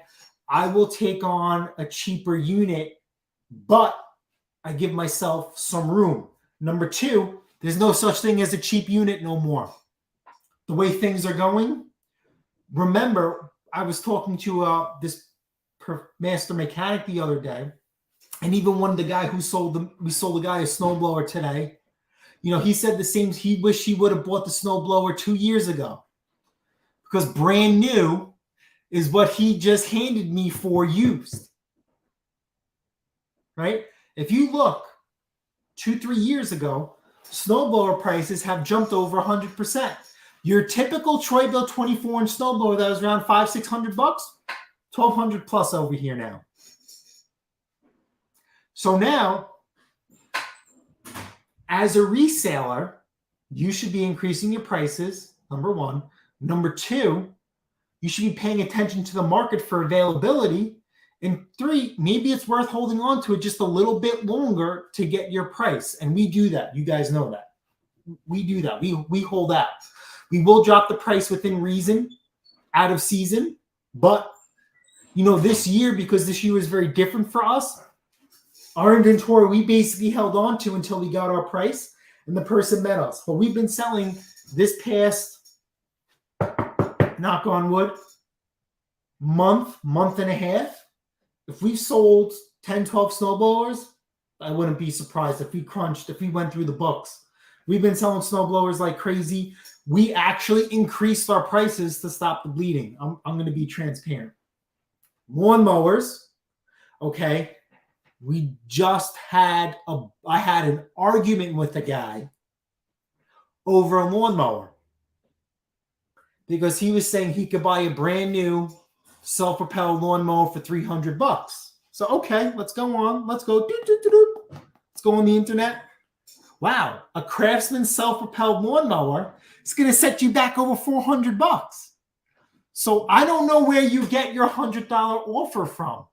That's not happening. He actually offered me less, but I shouldn't have entertained him with this offer. But I said, where do you get your offer? I had to ask him, where did you get a $50 offer for a $300 lawnmower that we actually marked down to $250? But where'd you get your $50 offer from? I want to understand where you're coming from. And then he said, well, I can get brand new for $300. So then I fact checked him and it didn't work out.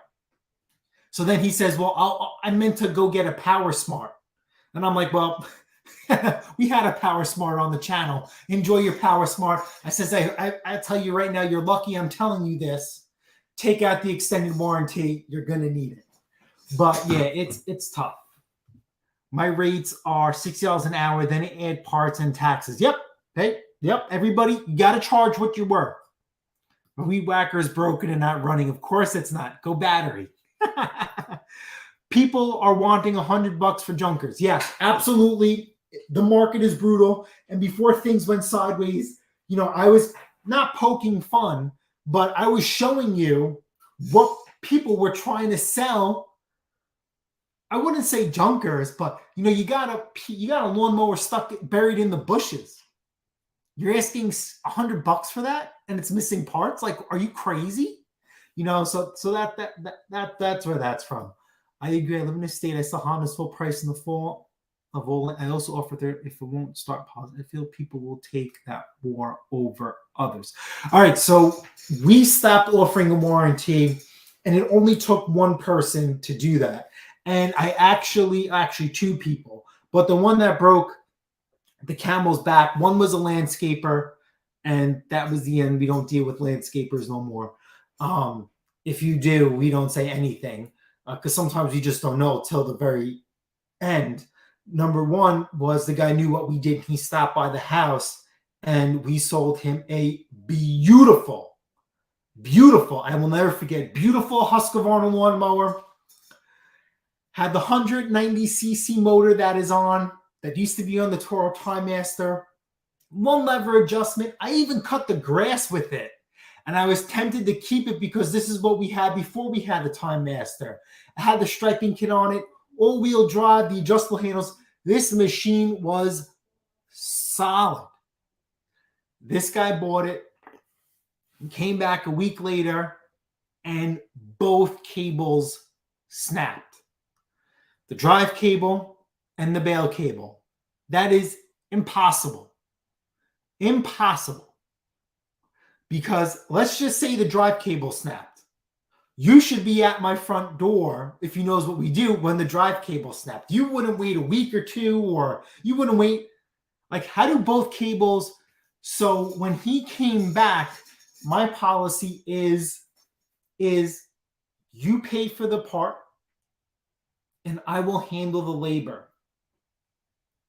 This guy didn't want to hear any of that. This was also in the infancy of what we do. So my backbone was shaped a little bit differently. So we ate all of that. So after that, there is no more. It's just not, I'm 5'6". It is just not worth arguing with people. And then remember on the channel, that guy we sold a lawnmower to? And then he lied about an issue. Remember that? I have that video. The guy came. He lied about that issue. And he didn't think he thought I was just going to hand him money and take it back. No. I start up the machine. And then his story changed. And then we had to have an argument and do the dance. So no more warranties. People, absolutely not. If you're confident in the product you sell, you shouldn't have to offer a warranty. Number one. Number two is there are certain machines, there are certain things that are going to kick your butt, are going to test your patience, going to test your skill. Even if it's not that great, I'll admit it. Hey. And you're like, you know what? I'm done. This is not the level I want it to be, but it's functional. So you sell that machine at a discount with those issues. I believe in my heart, if you don't divulge those issues to the customer, even at a reduced price, if that person has an issue within a reasonable amount of time, you are obligated to fix it or give them their money back. And believe it or not, I still have a lawnmower from the height of COVID, where another flipper burnt a guy for a lawnmower, and we came there, and I went there to go buy it, and then the guy told me his story.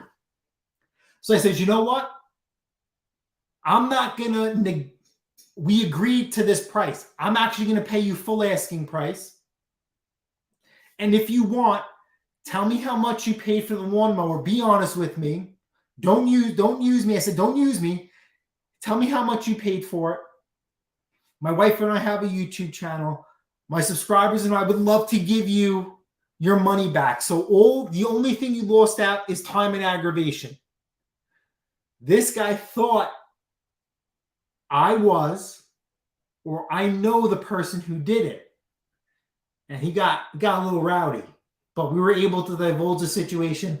I gave him his posted price, which was actually the price he paid for it. And in my theory, that person who brags about buying and selling, how could you brag about buying and selling to somebody? And then literally, as soon as they bring it home, they have an issue. And then you call the person and they say, oh, well, it's a $2-3 part. Fix it. Have a nice day. Then the guy buys the $2-3 part, fixes it, and then it has another issue, and then you don't answer their phone no more. So we believe that, if that was our machine and we knew that $2-3 part was an issue and other issues, we would have taken that back, especially at the height of COVID. Money is tight more than ever. So I would feel that to do the right thing, you should be obliged only because you knew that machine was a headache. So that's that. So that's how I feel about warranties and guarantees. We do not know. No. We had, all right, fine, spoiler alert. Maybe I won't even post it. We had a guy here for about 45 minutes to an hour. He cracked our code. And the way he made it seem like, so here's this. So he wanted to buy a snowblower from us. So he says, can you deliver? Yes, we can deliver. Yes, we can deliver. We will deliver the snowblower to you. These are the days and these are the times we could deliver, but we can. He said, okay, let's do it. Okay, great. Here is Venmo, PayPal. I need $100 deposit. Because if we get there and you don't like this machine, for whatever reason it may be, that money is non-refundable because you need to compensate us for time and resources to get to you. He wasn't a skip around the block. I think it was about a half hour, 45-minute trip. She knows the island better than me, but usually we charge around like $50. For some reason, the missus said 100, and I agree. So now the guy's changed. He went from, you know what? When can I stop by and take a look at your machines? So I says, hey, listen, this isn't a business. If there's a machine that you see, let us know and we can have it ready for you. So then he says, I just want to see, now I just want to see this one. So he came to the house. He was here for about 45 minutes to an hour. I have the whole video here. Kicking snowblower tires. Okay, so that means, and he didn't leave with the machine. He needed to think about it. So how do you go from, all right, can you deliver it? Let's get this done. How can you do that? How can you deliver? How can you say, I want this machine, deliver it? And then now because we want money up front, now your tune has changed. So this guy had the intentions to make us or somebody else deliver a machine to his front door and then inspect it and then say, oh, I don't like it. There is no reason for not to like one of our machines. There is no reason. You guys see what we do here. So he could have dragged us half hour, 45 minutes one way to his house to come up with a reason to why he didn't want to pay the price of the machine that we agreed to deliver. I would have went through the roof. So he was a kicker. So then lo and behold, he didn't take the machine. He took a picture of the model and serial number, and he said he would get back to us. So I was like, are you serious? You just spent 45 minutes to an hour here. I answered every question you had, even gave him some insight and some advice. And this is what the end result was. And I know you guys like to say, hey, man, you talk too much. And that's fine. I'll take credit for that. But I also want people to understand. And I also want the customer to feel that if you're educated about the machine you're selling within reason, without giving away too much, then they're confident that they're making the right choice. Because the more you know about your machine, they're like, well, wow, this guy knows. He knows the ins and outs. He took care of this. You know, so this guy would have made me drive half hour, 45 minutes to do the 45-hour minute dance and either not take the machine or offer less. So things have been crazy. The missus made a mistake. Somebody wanted to buy a snowblower from us, and we just never answered them. Buy it, set a time, even gave us his phone number. We never got back in touch with them. We ended up selling the snowblower. Then he finds us. He shows up at our front door and says, hey, man, do you remember me? No. I messaged you guys on OfferUp for this. I knew this looked familiar. And he says, there's a snow. No, this is not for sale. So I says, wait a minute. I think I have the snowblower for you. But because this guy drove 45 minutes each way, and then he spent another hour here with us kicking tires and stuff, I didn't want to sell it out underneath him because I think that's kind of bad bougie. So I says, hey, man, listen, I don't want to pressure you. Somebody else is interested in the machine. Are you, because you drove 45 minutes one way and 45 minutes back and you spent 3 hours with us. Tell me if you're interested or not. And he says, well, I understand it's first come, first serve. I'm actually looking at another machine. I'll get back to you. Was like, what? What? You just 3 hours. 3 hours. How does this go from delivering to my front door with a time frame and an address to now I'm looking at another machine? How is that possible? So then I says, we didn't even read his message. We could tell we read it. We emailed the other guy who came at our front door, and then he blew us off. I'm like, whatever. So then this guy actually who kicked us for 3 hours, looked at the other machine, messaged us the same day. Hey, I didn't like the other machine. Would you take less? And it's like, you know what? We're done. As a potential investor, you're fired. and this is something that we mutually agreed on. I would never make that decision. Believe it or not, the missus threw out the hook to me. And I bid and I said, you know what? You're right. We're not going to deal with this guy. This guy could spend 20 hours trying to figure something out that's right for him. And his client, his snowblower potential decreases because he needs delivery. So how many people are going to deliver snowblowers? It's not going to happen. And take less. So I've been rambling. Let me go through the chat. You were right about my policy. I should just end it, but I had. So listen, policies change over time. Just like the humans evolve over time, our mantra, the way we do things evolve over time. We used to sell out of the house. We used to, no problems. But then we had a couple of bad instances.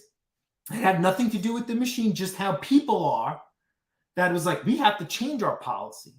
Now you're new here, which is fantastic, which is welcome. So some of you guys have been here. I'll repeat myself. Maybe you guys could maybe chime in with some of your instances. So one of the reasons why we stopped selling out of the house is you will give somebody a time and you will give somebody an address, or somebody says they're coming now. What's the address? And they show up 2-3 hours later, or they don't show up at all, or they show up days later. And we had a couple of instances where someone says, okay, what's the address? I'm coming now. And it's like, you call them, answer them. They don't answer. Next thing you know, 2-3 hours later, maybe even a day later, you're not home. You're not home. And you get a phone call or a message saying, hey, I'm here to buy the machine. Where are you? And then you say, pal, I'm not home. And then they throw an attitude and they get a little hostile. So now you have a stranger who's upset that you're not home, who knows your address. And in 2022, you don't know what people are capable of. And even if they get caught in the act, what are the repercussions? It's no skin off their back, right? So we don't sell out of the house because of instances like that I don't want to feel uncomfortable in my own home. It's not worth it. That's priceless to me. Number two, this one we could talk about. I say this all the time. This is the one that broke the camel's back. I sold a lawnmower to a guy, and he was in love with it. He sent me pictures of his lawn. It works great, yada, yada, yada. A couple of months later, he sends me a message saying that the lawnmower won't start. When can you take a look at it? So at this point in time, I was busy. I did not refuse to take his machine. I says, hey man, listen, I'm a little bit backed up, probably about 2-3 weeks out. I'm going to add you to the list. And his response was, wow, I didn't expect that. So I just says like, this is something I do on the side. I work a full-time job and some, and then I come home and do this. So if I have to work a 16, 20-hour day, your machine is going to sit. So then he was like, okay, I get it. How about I drop it off? And if you get a chance, look at it. I'm like, no, I know how this works. Because if someone drops off a machine, they think you're going to look at it. Even though you tell them no, you're going to get a message a day later, 2 days later, 3 days. Did you look at it? Did you look at it? No, I don't want that. When I am ready, I will take your machine in. So that's how we left it off. He sends me a nasty, nasty text message and was basically saying, I thought you serviced the machine because I took it to a repair shop and all it needed was a tune-up. So I says, okay, so now we're going back and forth. I says, what's a tune-up?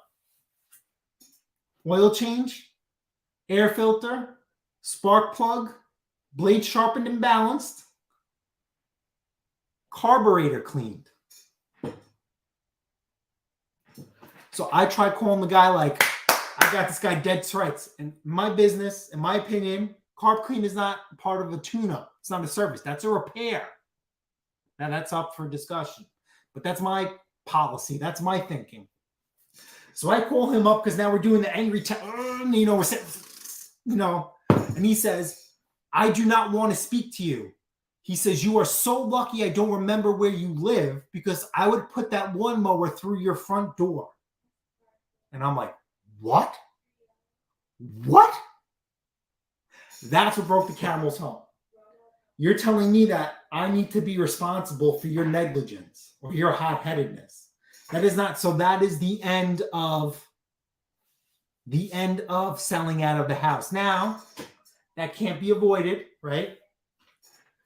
How can you sell a power washer out of the house? I can't. And for sure, for me, it's difficult for me to sell a lawn tractor out of the house. So lawn tractors, power washers, we have to sell here. It's very limited what we sell. We'll sell generators, and I'll bring the tool with me, plug it in, try it out. That's it. I do not, and you guys do whatever you want. I'm just giving you how we do things and the reason why, and you make that choice if you want to avoid that situation, because if you do what we do, the chances of you having the same problems we have are lessened. But if you want to potentially subject yourself to that, by all means, go for it. We do not do that. Well, I'm sick and tired of people flaking of meetings, so it's pickup only. Tired of wasting gas. Okay, so here's the deal. Alex, everybody knows we meet in a mutual place, and it's close by. We tell people, here's the address, this is where we're meeting. Let me know when you're 10 minutes away. If you do not let me know when you're 10 minutes away.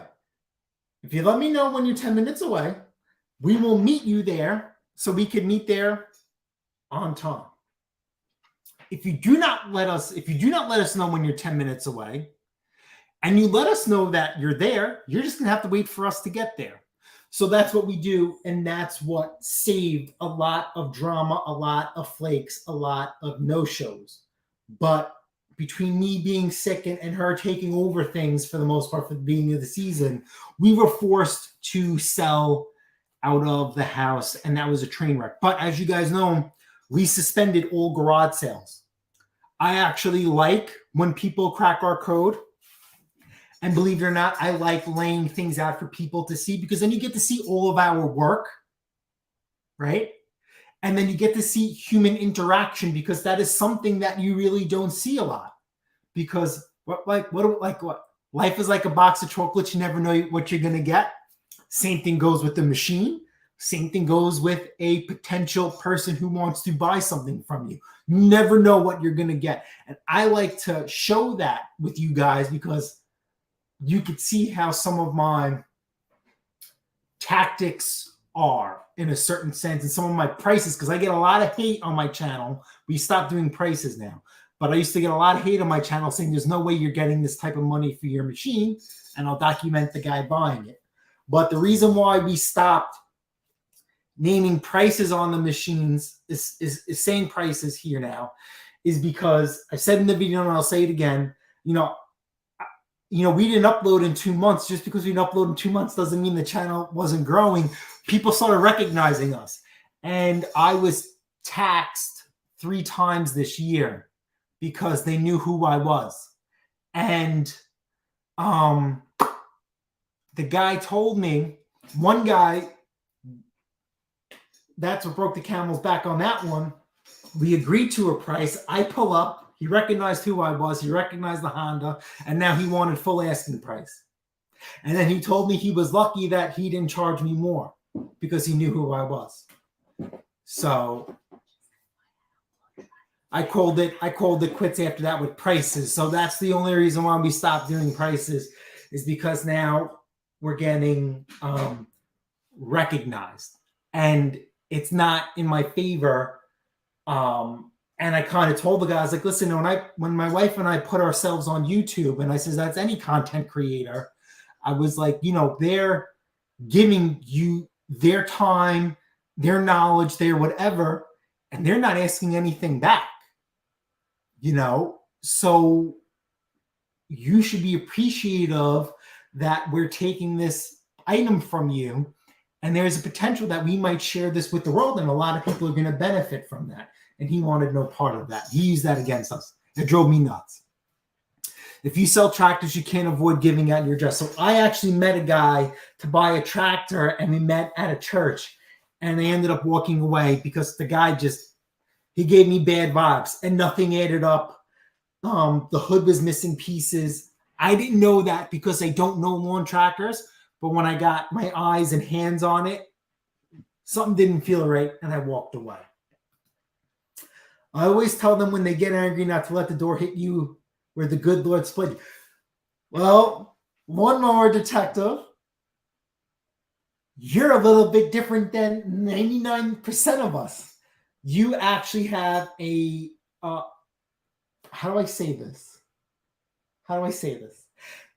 Anybody would be foolish. First of all, I don't care what, you should not be putting your hands over on anyone or doing anything over a machine. That's all it is. It's just a machine, right? Just do not get to that point, please.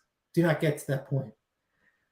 Someone like him, if you guys want to check out his channel, if you want to put 2 and 2 together with his name, you were very, very stupid to do that. Now, I'm not saying that he's brazen because of that, but if I had a better support system, maybe I would. I can't do that. I use a local auction company on some of the equipment I don't want to fully fix. Been tempted to use them for everything to avoid the hassle. So, things have been different here, and unfortunately, a lot of things didn't get fixed or get accomplished for one reason or the next. Excuse me. The missus made a phenomenal, heroic, outstanding effort to run Pate's Performance without me because of the way I was. And I documented some of that, right? So it's not easy to work with me on top of what was going on. So the missus was right. And Henry knows this. There are a lot of things that we've had sitting on the side that we just never gotten to. And she was right. She was right. She made a business decision and a personal decision saying, like, Jason, this snowblower has been here for 3-4 years. What are you waiting for? Oh, I want to put it on YouTube. Well, how many things you want to put on YouTube? Or it needs this, or it needs that. So we had she set a deadline. If these machines aren't fixed by this date, they have to go. And they did. So it is what it is. And at this point, if you have a machine sitting for 3 or 4 years, we're different. If we buy a machine in 2021 and we don't get to it, 2022 comes around, the value of that machine is 0. So whatever you do with it, it's free money, or the numbers are already crunched with that machine factored into it. So it's up to you. So that's how we do it. So we threw away a lot of stuff. Henry King took a lot of stuff. And even giving away free machines was a nightmare. And believe it or not, we did sell a couple of non-running machines. So that felt good. And it was also, you don't realize, with me, you don't realize how much stuff you have. And that's what took. Every year we pressure wash our home. This year we had to hire somebody because I couldn't get on a ladder. So now we had to get everything out of the way to have the whole entire house accessible. So once you put everything all together in one pile instead of putting it here and putting it there, it's like, holy crap, I got a lot of stuff. And it has to go. But the missus was right. Letting go of some of this stuff is, I can't say it like a burden, but it was almost like a relief. And now it changed my whole aspect on things. So it's made it very easy to get rid of things. Like, here's an example. I went to go sell a lawnmower and the motor blew. I was livid, but I was happy because I'm happy that the motor blew with me and not with him. I would have gave him his money back, but I'd rather not deal with it. So the guy was like, I like this lawnmower, so fix it. Okay, I have another lawnmower in the back with a motor, but originally I wanted to fix that lawnmower. It is what it is. The missus will be happy we're getting rid of 2 lawnmowers instead of 1 in her mind. That's what she wants. I agree. So I get the lawnmower out, and I knew this lawnmower has been sitting in our yard for 2 years. but it's a Craftsman Platinum. That's the only reason why. And that's the only reason why she says, all right, this could stay.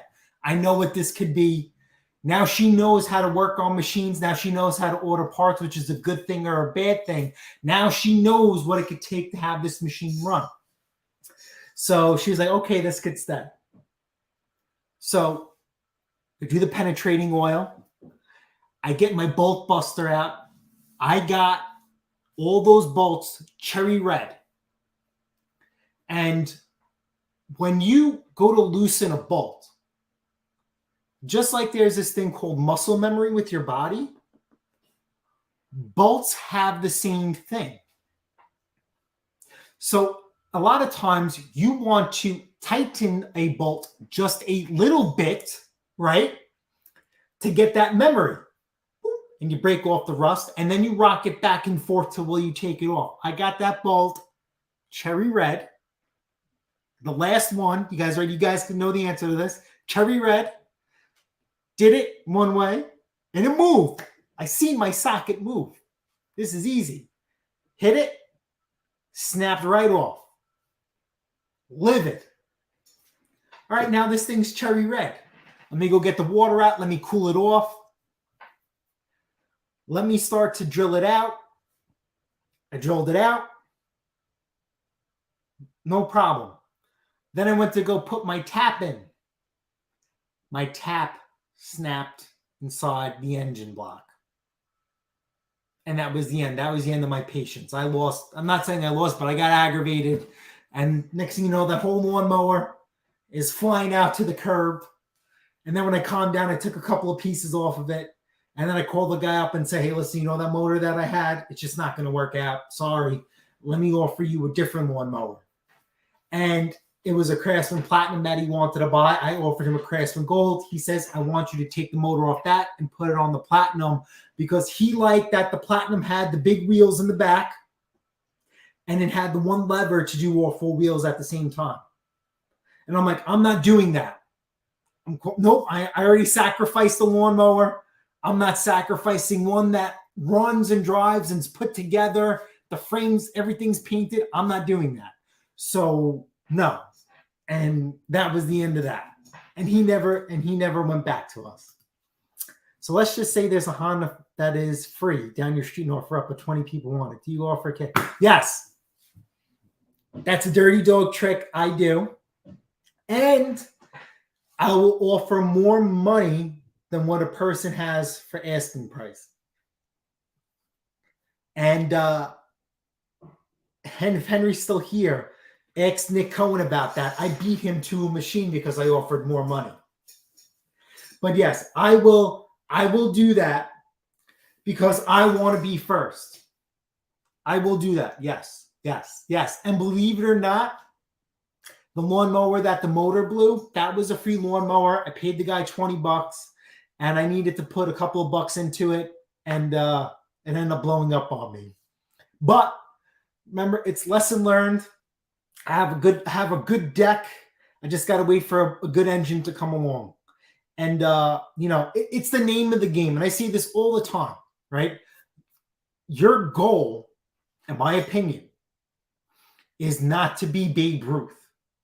You need to be Pete Rose. You need to have a great average. And also, don't forget, financially, if a machine fails you, do not look at the financials. I'm only saying this because we're just here in the driveway. I want you to look at the learning experience and the satisfaction, because I've had a couple of machines that I did not hit any home runs on, but in the end, I learned a lot, which is priceless.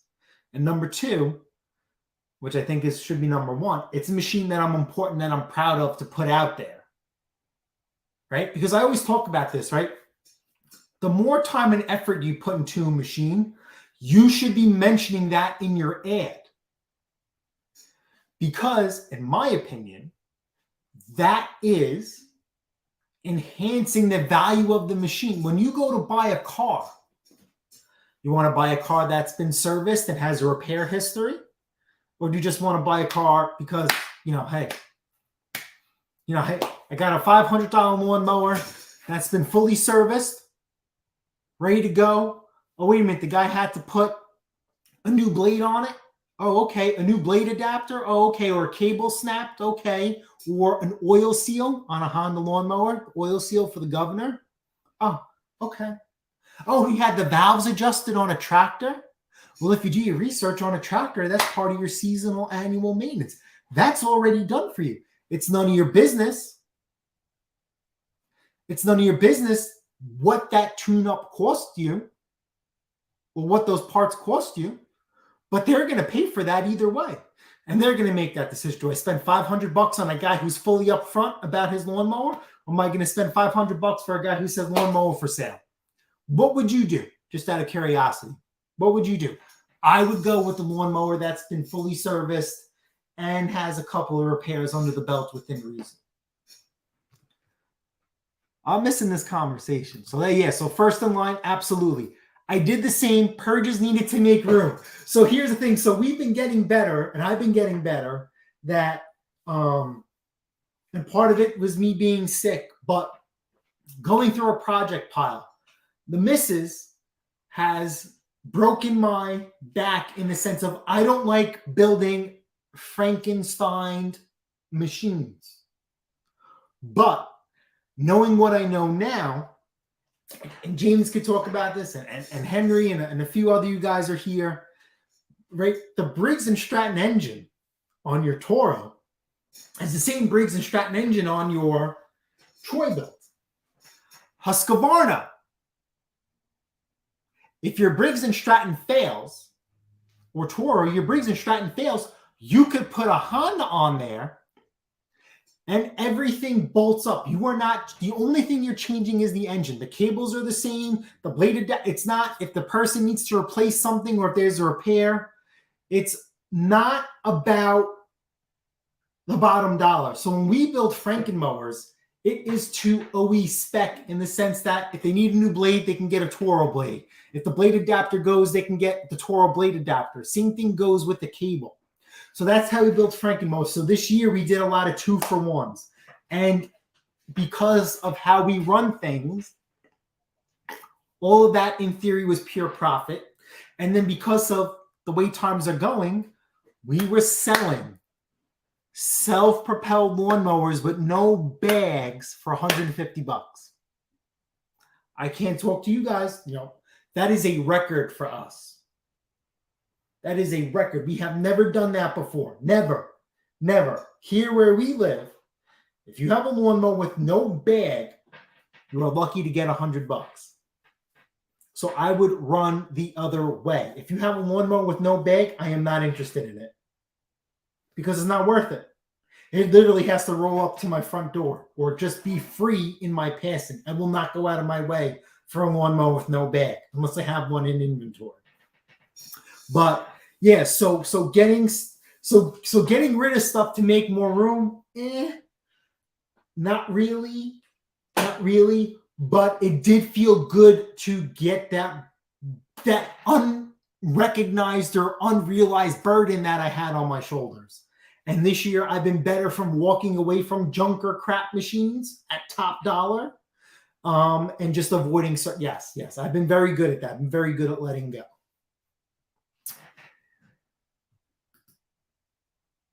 Yes. So considering that we've been late, we've had a record number of tractor sales. Snowblower sales are through the roof already, and we're nowhere near the season.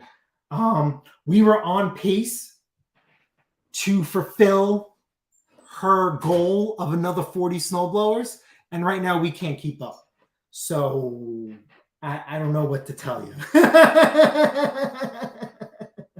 But yeah, so that's what happened. And yes, the missus did find 2 curbside treasures. Those I'm trying to find time to make a video. But yeah, it's tough. What do you think about? So yes. So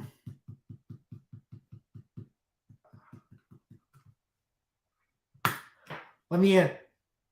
Rick, how are you? I mean this from the bottom of my heart. We do need to set up time to have a phone call. I owe you it, please. I'm saying this because I need to remind myself. This gentleman earns it and deserves it. Hope all is well. So Honda lawnmowers. So here's the deal. I screwed up. As much as I hate Honda lawnmowers and Honda equipment in general, Jamie O, have a good night. You have to be a fool to ignore Ray Charles. Ray Charles can tell you that Honda lawnmowers will bring the boys to the yard. Just like John Deere green brings the green, it is undeniable. You will never change my mind that a Honda-powered machine is guaranteed good money to you compared to others of the same caliber. I will give that 110%. Honda discontinuing its lawnmowers is going to bite me in the butt because I have a couple of high-end Honda lawnmowers that I'm holding out for good money because it's a Honda. And I'm screwed. And a guy came to buy our Billy Goat, the big Billy Goat leaf vac she's crying about. She got crushed. She cried because I sold it. A guy came to buy it, and he says, hey, listen, I know you have that SR4. And I'm like, well, that's not any SR4. I says that has a Honda on it. It's fully serviced. And I did the oil seal recall on there. So that thing's good to go. So I had it at 500. And he offered me 3, and I said no. And I should have taken the 3 because we would have been well in the profit. I screwed up, and I told her that. And it took me from the driveway to the door to realize that. But by then, it's too late. So I screwed up. Now, where I also screwed up is we've gotten really, really nice Honda lawnmowers this year by pure luck. Keystart Honda lawnmowers. How rare is that? Not Keystart Honda Troy built. Keystart Honda. Front to back, top to bottom. Keystart Hondas. Those are $500. And those were rare. And we got 2 of them. Sold one. Got offers. Now I should have taken those offers. I'm going to be stuck with that. Any Honda powered lawnmower you got, you're screwed. I'm sorry. You're screwed. Because Honda people know exactly what they're getting. They have a cult following. If their Honda lawnmower is being discontinued, where are they going to get parts? Where are they going to get service? Because it's crappy as is. So it's going to get worse. So I screwed myself. So we have in our inventory 1, 2, 3. We have 4 high-end Honda lawnmowers that we're going to take less than what we usually get for them. And it's a shame. It really, really is. But, right, what we talked about, Pete Rose, instead of hitting a home run, we're just going to turn a profit and move on to the next one. And that's what's very important for us. Moving forward, we will not be touching any Honda lawnmowers unless they're at a really good price. And, we're going to see how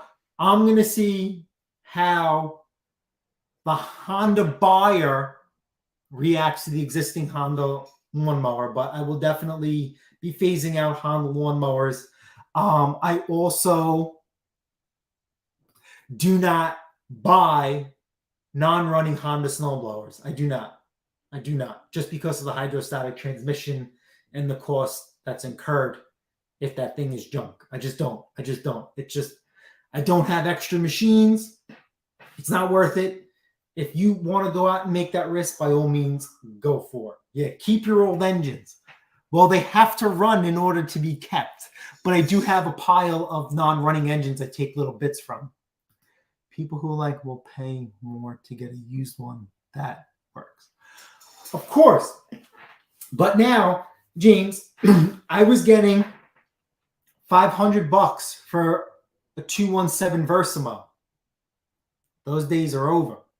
Those days are over. Now this year, I happened to come across the creme de la creme Honda Versamo with the blade clutch, hydrostatic transmission. It's going to cost you over $1,000 for that lawnmower. All I wanted was an extra $100. That's all I wanted was an extra $100. Give me $6 for that. Because why can I sell you? I'm not going to sell you that lawnmower for $5 because I'm selling you regular Versamos for $500.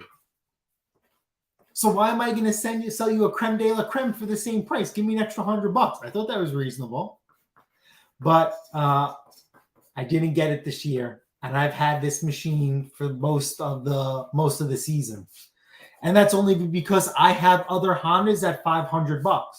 So if you want to offer me $500, here's a lawnmower, here's a Honda in your budget. So we kind of listen. It's all about transparency. So we're going to turn a profit, right? But we're not going to turn a profit in what we normally do have. And like I said, I screwed up with that SR4. I should have taken a 300. I don't know what the value of that lawnmower is going to be next year because I really hate to say this, and I don't like Honda. Even though I drive a Honda, I don't like Honda. So I should do my research and say, hey, even though they're discontinuing lawnmowers, that engine on a lawnmower is the same on a pressure washer. Are they discontinuing pressure washers? So we have to see what Honda is doing because Honda is obviously bigger. Honda does power sports. They do generators. They do snow blowers. They do a lot of stuff because they have that great engine when it runs, when it doesn't run. So we need to do a research on that. If Honda discontinues that style engine across the board, yeah, we're in trouble. We are, and potentially you are too. So it's going to be tough. I cut my losses just to get them gone. See, that's all that matters. That's all that matters.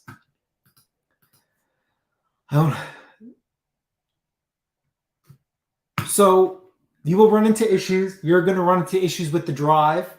That is a given. So do some research on that. Maybe it's preventable. But check out a couple of videos on the new 2021s and the 2020 models with the drive issues already. So, oh my God, it's been 2.5 hours. I'm getting a little parched. So thank you guys for bailing me out today. You see how the miss is? She didn't even throw a fit over a tank. So I'd like to thank you guys so much for coming out with us. It's a Wednesday. It's a work day. I got work. She has work. We all have work. And for those that you don't have work, have a good night. Enjoy the rest of your TV shows that you missed. Thank you guys so much for coming. It's been a long time coming. Originally, we were going to go live this weekend, but Friday and Saturday will not be anywhere near here. So it's also another reason to pop up and go live. Once again, thank you guys for hanging out with us. We enjoyed, we appreciate it a lot. A couple of new faces, a couple of new names that have been here. We appreciate you. And we will catch you guys on the next one. And we will definitely be scheduling our next live. This was kind of last minute because I didn't plan on buying a tank. But yeah, we will definitely schedule our next live. So don't expect anything this weekend. If there's anything that pops up the next weekend after that, yes, we will definitely give you guys a couple days of heads up. In case you don't know our lives, give it a couple of hours. YouTube post it, and you guys could put it on as a podcast. Thank you guys very much. We will catch you guys on the next one. Have a wonderful night. Happy hump day. And I'll catch you guys later.